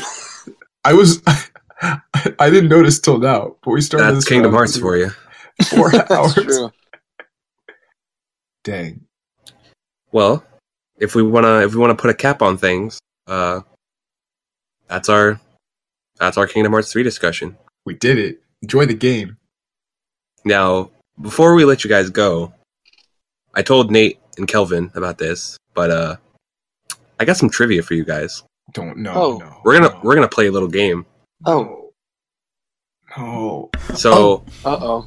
Dang it. I have assembled a Kingdom Hearts Jeopardy board, Okay. and I have it typed out, so I'm not sure how the best way to do this is. But I guess what we can do is I'll read off the categories and the amounts, and then once I read a question, I guess you guys can put an emoji in the text chat, maybe. And Okay. whichever one I see first will be able to answer. Okay. Does that seem fair for everyone? Perfect. Yeah, that's fine. All right. And I guess I'll start with Rodney. Like, you'll be able to pick the first one, but then after that, we'll do whoever gets it right. We'll pick the next question. Oh, okay. All right. Everyone cool with that? Yes. And I will give you all. Can you put a I will give screenshot you of the all- board in the group chat? Oh, that's perfect. Just so we can see like the categories. So I'm choosing a category? Hold on. Oh, okay. I'm gonna give you a timer. I'll give you like 10 seconds to begin your answer. Uh, Kingdom Hearts So many brand questions. knowledge quiz.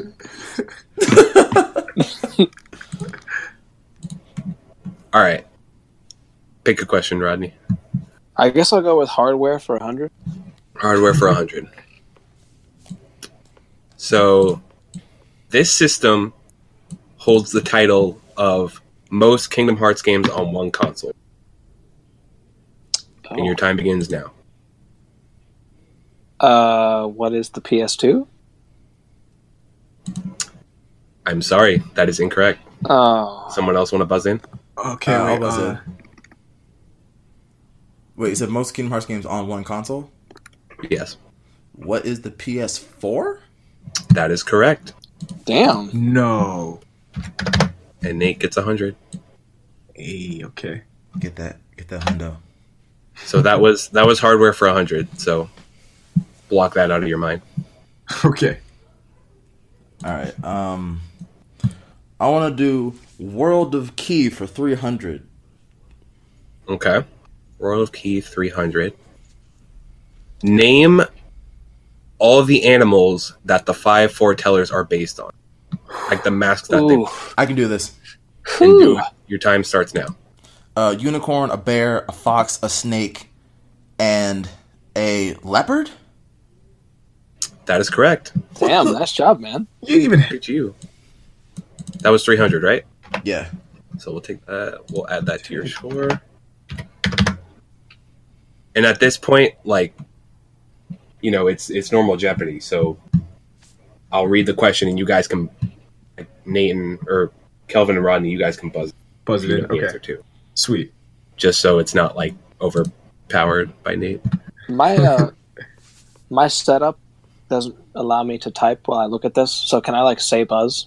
Yeah, we could say it if that's easier. Yeah, we'll say buzz. Okay, thank you. But Nate, you still pick the next one. All right. Let's take a step back. We'll do World of Key for 200. World Key 200. All right. This is another easy one.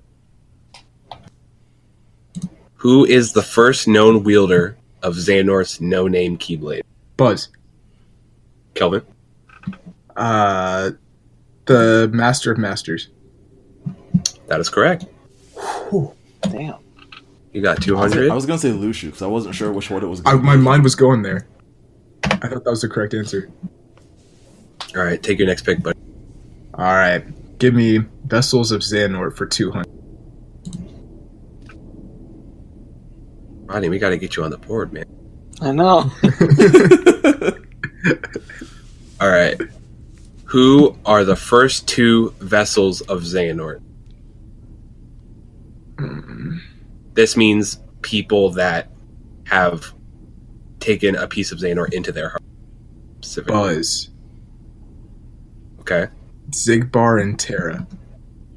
Wow, look at you. Damn. I'm not playing games. Damn, son. Speak Well, you're playing a game about a game. But I get where you're going yes. with this. I am playing games that. What was Okay. that? That was 200, right? Yeah. Okay.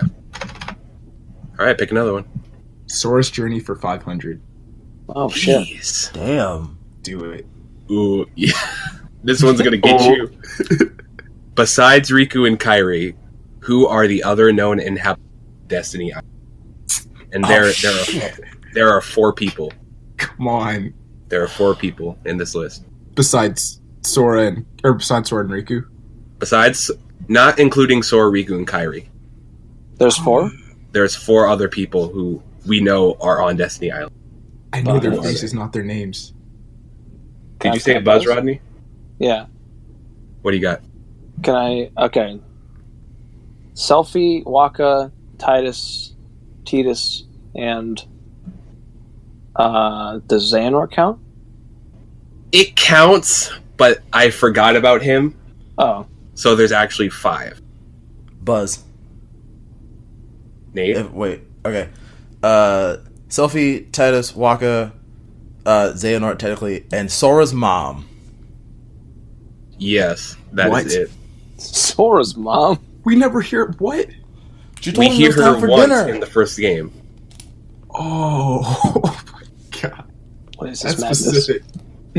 So I'm gonna Specific. give Nate the full 500, but Rodney, I'm gonna give you 300 because thank you. that was partially my mistake. I appreciate it.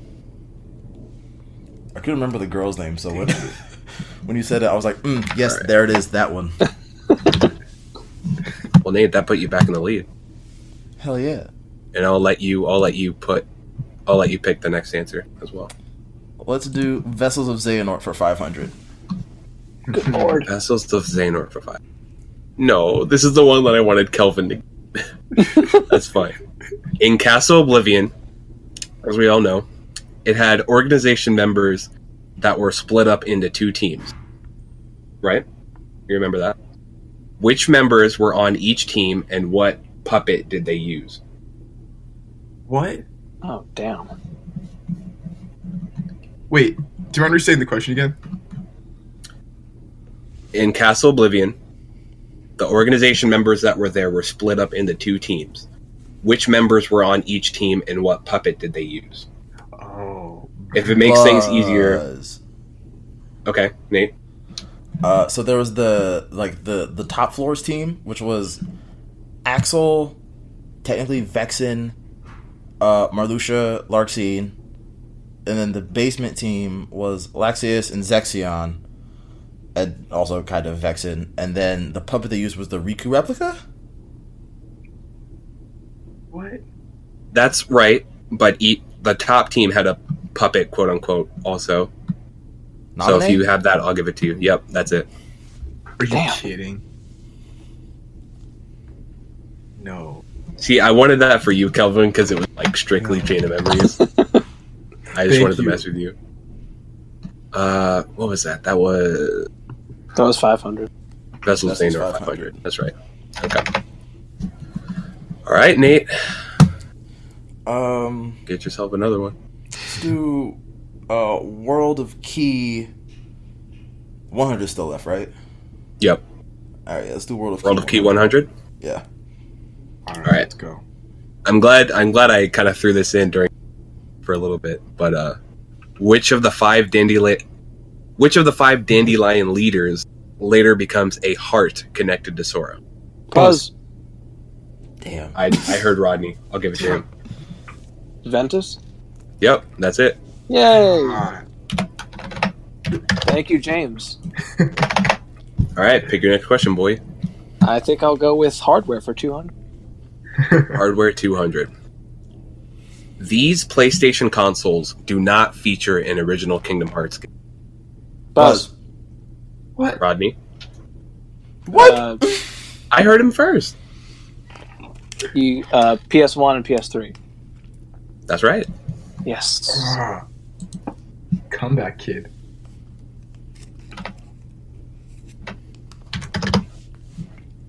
All right, pick another one. I think I'll stick with hardware for 300. All right. The first remake found its home on this console. Buzz. Nate? Damn. PS2. Yep. Damn. What? It was Chain of Memories, right? Yep, the remake Of of Chain of course. Memories. Recom. All right, Nate, pick another one. Let's do Hardware 4. Hardware 4. This was the first mainline game not to be featured on a dedicated game console. Can you repeat the question? This was the first mainline game not to be featured on a dedicated game console. Buzz? Was that you, Rodney? That was me, yeah. Yeah, Coded? that is correct. Ah, sweet. Do you know what it was on? It was on phones, right? Yep. Ah. How? Okay. All right, Rodney, keep it going. I'll finish off hardware. 500. All right. Kingdom Hearts Dream Drop Distance HD used this hardware feature to emulate the 3DS's unique features. Buzz. Nate? Oh shit, I'm not sure. Come on. I'll give you 10 seconds. To emulate the 3DS's which feature? It used this hardware feature of whatever system the remake was on to emulate the 3DS's unique system features. The touchpad. And it emulated... The touchscreen on the DS. Yep, there you go. Damn, nice. Can you use the touchpad? I didn't even realize. Yeah, for reality shift. Oh, sweet. I didn't know that. Gosh, dang it. And also like Dream Eater stuff. Nate, you are killing this game. Nice job, Nate. I did not come to play. I came to win. Win. All right, keep us rolling. Let's do World of Key 500. Okay. This is actually kind of an easy one. This item is what makes the Master of Masters so confident in his predictions of the world. Buzz. Rodney? The Book of Prophecies. Yep. Ah. I just want some points. Kelvin, you started out pretty strong. And then you just did. Stopped. It's not over. All right, keep going. Have we done any in Sora's Journey? We did 500, but that was it. I guess I'll do 100. Sora's Journey 100. While traveling in Castle Oblivion, this character replaces Kairi in his... Buzz. Damn it. Kelvin? Nominee. I really don't want to give it to you, but I got Get it. out. You got it. Do it. All right, we back. All right, pick a question. Whew. All right. Sora's Journey for 300. Sora's Journey 300. These 7 characters have hearts connected to Sora and need saving. Oh, shit. Buzz. Kelvin? 7, right? Yep. Aqua. Terra. Ventus. Roxas. Shion. It's 2 more, right? Mm-hmm. You have 10 Kairi? seconds. Kairi and Riku. No, that is incorrect. Dang it. Anybody else want to buzz in?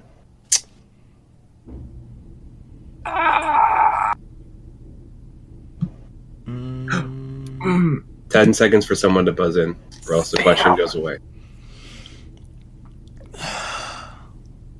3, 2, 1.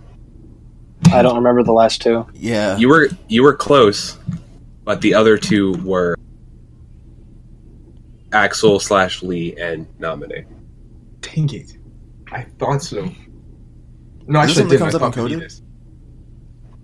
I was basing that off of that encoded. All those people flash in his memory, and those were the 7 people that were shown. Darn.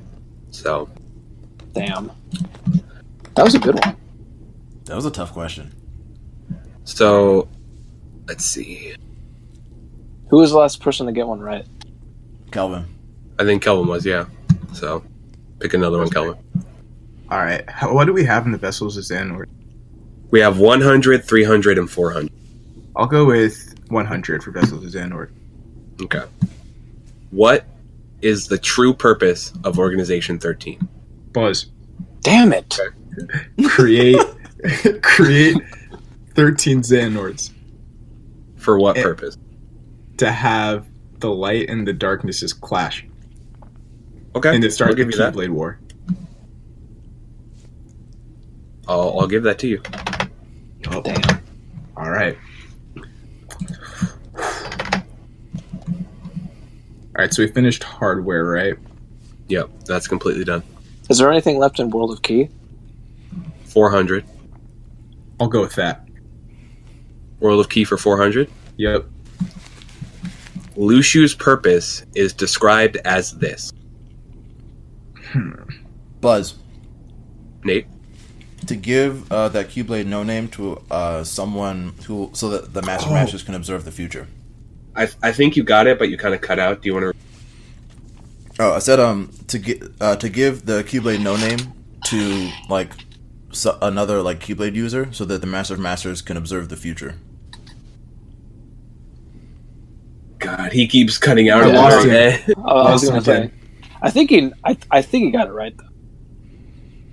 Yeah, he's going in the right direction. So that the Master of Masters can what? See the future for the Book of Okay, Prophecy. there you go. Yeah. That's the part that keep cutting out. So I was like, He was doing all the right things Do until what? the end. jeez, Nate. Nate's just destroying us. I should not be allowed to play. We got this. Keep going.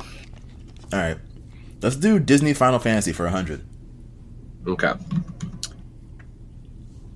Name the only Disney world to be featured in all 3 numbered titles. Buzz.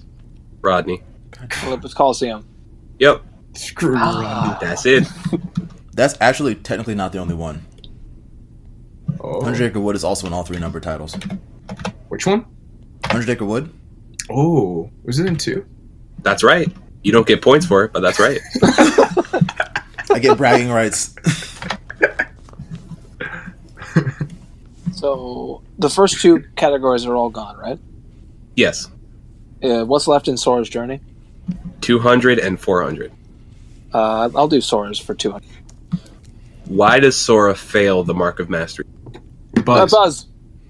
I heard Kelvin first. Damn it. because he almost submits to darkness after Xehanort tries to strip away his power. Yeah, I'll give you that. Sorry, Randy. But I'm not. That's all right. Keep us going, boy. Alright. We only have one left in Source Journey, right? Yep. I think you cut out. Yeah, Yeah, just I one think more it's left. 400. 400? Alright, let's go Source Journey for 400 then. How many characters have taken on the appearance of Sora, and who are they? Oh, shit. You said how many? Mm-hmm. Buzz? Buzz. Ah, shit. Rodney. I believe it's 3. Well, I guess if you don't count Sora, it'll be Shion and Vanitas, right? 2? That's correct. Ah. Dang. You could also kind of argue Data Sora, but I don't like to think about it, so. I said 3 because I was counting Sora. Sora looks like Sora. Sora looks like Sora. Yeah, but I think... I mean, I guess. Yeah. Yay. Good stuff. And Sora's Journey is off the board. What do we have left in Vessels of Xehanort? 300 and 400. I'll do Vessels for 300. Name the 3 physical traits of a Xehanort vessel. Oh, shit. 3 traits. 3 physical traits. So, like, something to do with your appearance. Buzz. Nate? A long black cloak, white hair, and yellow eyes. How? See, that's not the answer I was looking Damn it. I was I very can- close. I can only think of 2 physical traits. Not a lot of people have be one of them, one. but it still counts. So, I'm talking about, like, actual physical changes to your body. I only know one off the top of my head. Nate, if you have the answer, I'll let you, but super clear. But physical changes to your body to become a vessel. Buzz? Rodney? I guess I'll try with white hair, yellow eyes, and a change in your voice. No. Damn. No, I'll buzz back in, because I swear to God, if this is it, I'm going to be really pissed. Okay, what you got? Is it white hair, yellow eyes, and, like, tanned skin? No, it's not actually. No, okay. Because I was also thinking of the skin. Kelvin, do you have something? I almost said that. I just have yellow eyes. You don't even have white hair? Oh, We both said it. yellow eyes is all that came to mind. All right. I'll give you guys 20 seconds so you can think about it a little bit. But after that, question goes off the... Okay, who else has been? So you said 3 physical traits of someone who's taken on, and not a lot of people have the third one? Right. Hmm. There's very few people who have all 3.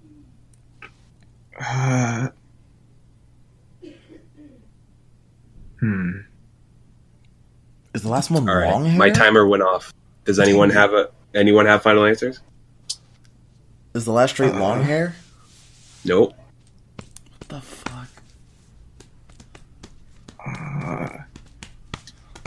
I don't know. Damn, what was it? No one in the series has yet to become a full Xehanort vessel, but the 3 traits are white, grayish hair, like you said, as well as the yellow eyes, but also pointed ears. No.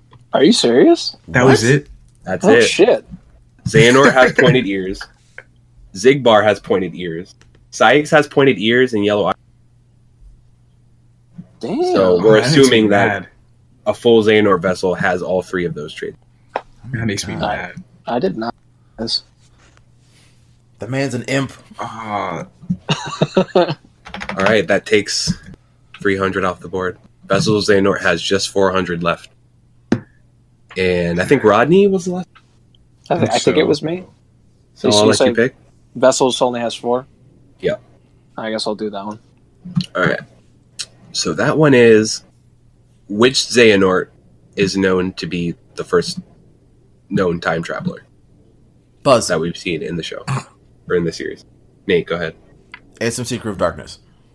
That's it. Kind of funny that you were the one to get that in, since we know you love him so much. Submit. Ever since you showed up at the beginning of Kingdom Hearts 1. All right, Disney and Final Fantasy is the last category. How many points are in each? 200, 300, 400, and 500. Okay. That's all Let's that's do left. 2. Let's get it. Which Final Fantasy characters were directly manipulated by a Disney villain? Buzz. Kelvin? Zach by Hades. I'm looking for Wait, what did you say? You're looking for what? 3 answers. 3 people. Oh, okay. Zach, Ursula. Wait, Ursula's a Disney character. Hold on. I think Zach's all I got. No, Aaron. Aaron. Also by Hades. And Hold up. Zach, Aaron.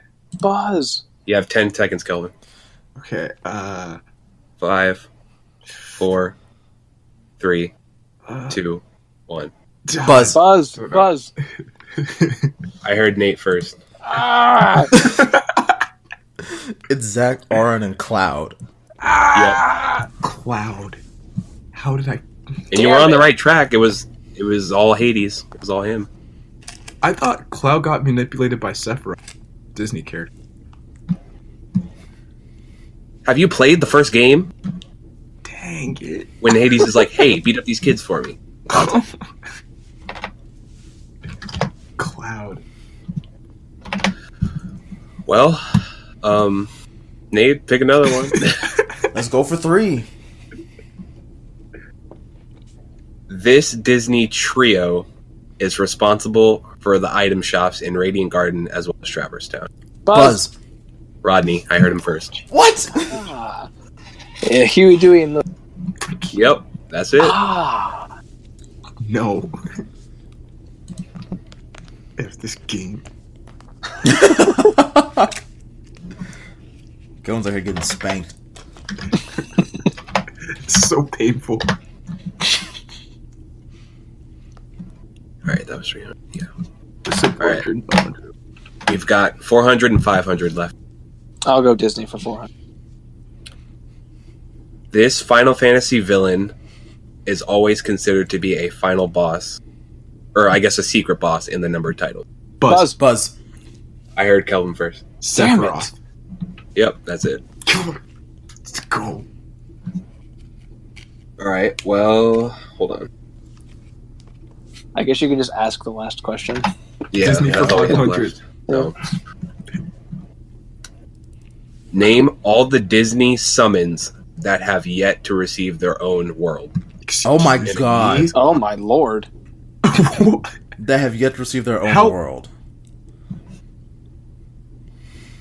Oh shit. I'm thinking... Buzz. Wait, can I get a number? Yeah, I'm adding that up in my head. Just give me a second. 1, 2, 3. I have 3 in my head. I can only think of. I could be wrong, but I have 3 I in have my 2. Damn it. Buzz. head. Kelvin. Chicken Little. And All right. This is gonna do some digging. Oh, This is gonna do some digging in your heads. So that is one of them. I'll give you that one. That Okay. is one of the answers. But there's 2 more. Is this in only 1 and 2? Yeah. Okay. If you want me to make it easier, No. these last 2. Okay. wait, he doesn't speak for the rest of us. Yeah, can you please? These last 2 summons are only in the first. Okay, I know one is Dumbo. Yep. Dumbo's a summon? Cool. Dumbo's also Peter a summon in Pan. Chain of Memories. Who is the third one? Rodney. I don't know anyone whoever used this summon, but they're there.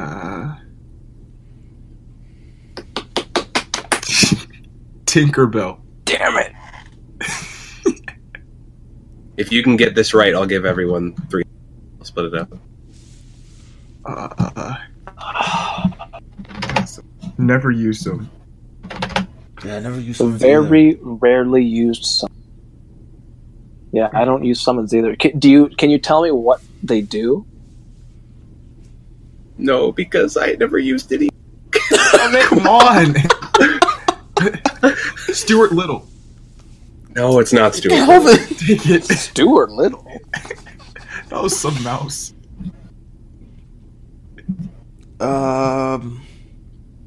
Bolt the dog? Oh, I think I got it. What is it? Bambi. Yep, that's it. Ah, Yes! that's right. Bambi. All right, so everyone gets 300, Lit. Bambi's an assist. Hold on. and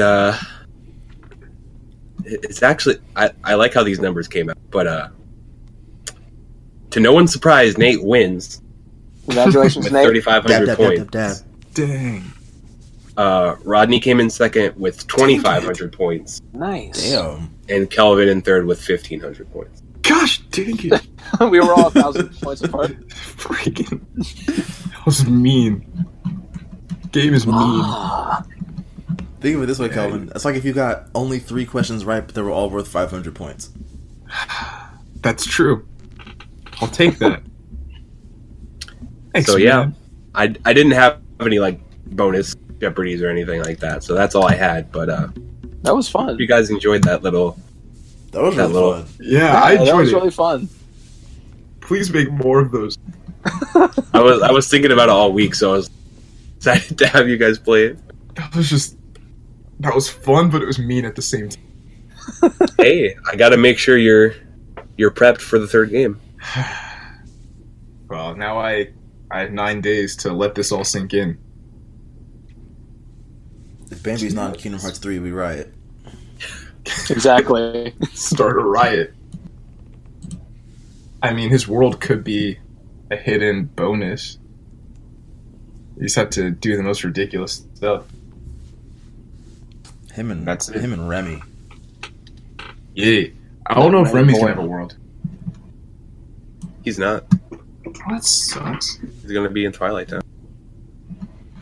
I need Remy. I need Ratatouille. Reminisce. Oh, I'm gonna put this in the chat for Rodney. Hold on, Oh, dear. because I don't know if you've seen. Let me find it real quick. So I showed this to Nate and Kelvin, but they released new screenshots of photo mode specifically Okay. in Kingdom Hearts 3, and there's one screenshot in there that kind of shows how good a certain world looks, and I was just like, ooh, I'm ready. Let me put it in there. Hold Okay. on. Can I get a link of this? Can I get a deep dish pizza? Yeah, that's fine. Can I get a deep dish pizza? That's Look how freaking good Twilight Town. Damn. No. Not this. Doesn't it look so good? That looks awesome. Look at how detailed it is. Damn. Right? It's so. This game. No one's ready.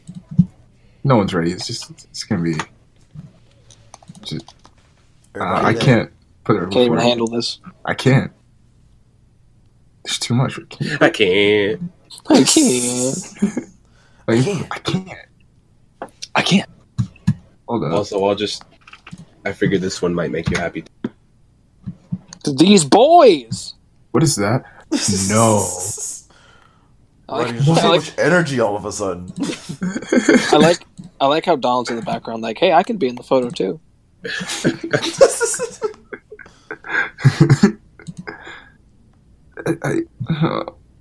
It just looks so good. It looks like a Toy Story movie. It really does.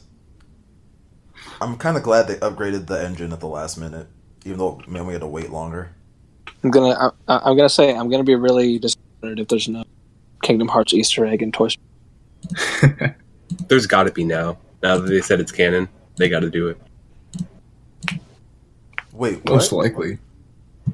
What? Wait, Is the what's Toy canon? Story world? Is the Toy Story world canon in Toy Story lore? The fact that Sora went there is canon in Toy Story lore. Really? What? Yeah. No. I'm here for it. It's got to happen. No. Gosh. Oh. No. Wait. Dang it! I'm totally down for that. I want to eat my frustrations now. Eat your frustrations. Should we say like an official end? Like a sign Same off? end. Yeah, I guess we should. Kingdom Hearts is long, and these games are difficult. Jeopardy makes me sad. But hey, All right. you made it through now. Okay. We did. We It was are a good all time. ready for Kingdom Hearts 3. Yes, sir. Well, as ready as We're we here. can be. That's true. We'll make it. We're not in terms of like games. We're ready. None of us are ready emotionally. Oh, yeah. I don't think anyone who's going to play this game will be. But as far as sign-offs go, thank you. Thanks for listening. Yeah. Yes. And I thank you for guess- listening. Gracias. I guess to kind of prep things up a little bit, we got playthroughs coming of stuff related to Yes. the Kingdom Drip. Yeah. If anyone is paying attention, there's a game coming out pretty soon before Kingdom Hearts 3 that I'm excited to play. I'm just. That's gonna happening yell. too. This guy's gonna be. I'm gonna be mad at gameplay when I die a lot. I'm probably There's gonna stuff die coming. a lot. So get ready for it. So get Stuff ready. coming. Thanks for listening to Submit. us ramble. Submit. Or subscribe. Submit. Subscribe seems too Submit. formal. Submit. Kelvin, are you trying to trigger me? Like and submit. Dance, water, dance. That's it. Okay. I'm gonna go. Bye. I want pizza. All right. Until next time. Goodbye, Yes. friends. All right. Goodbye. Goodbye. Window.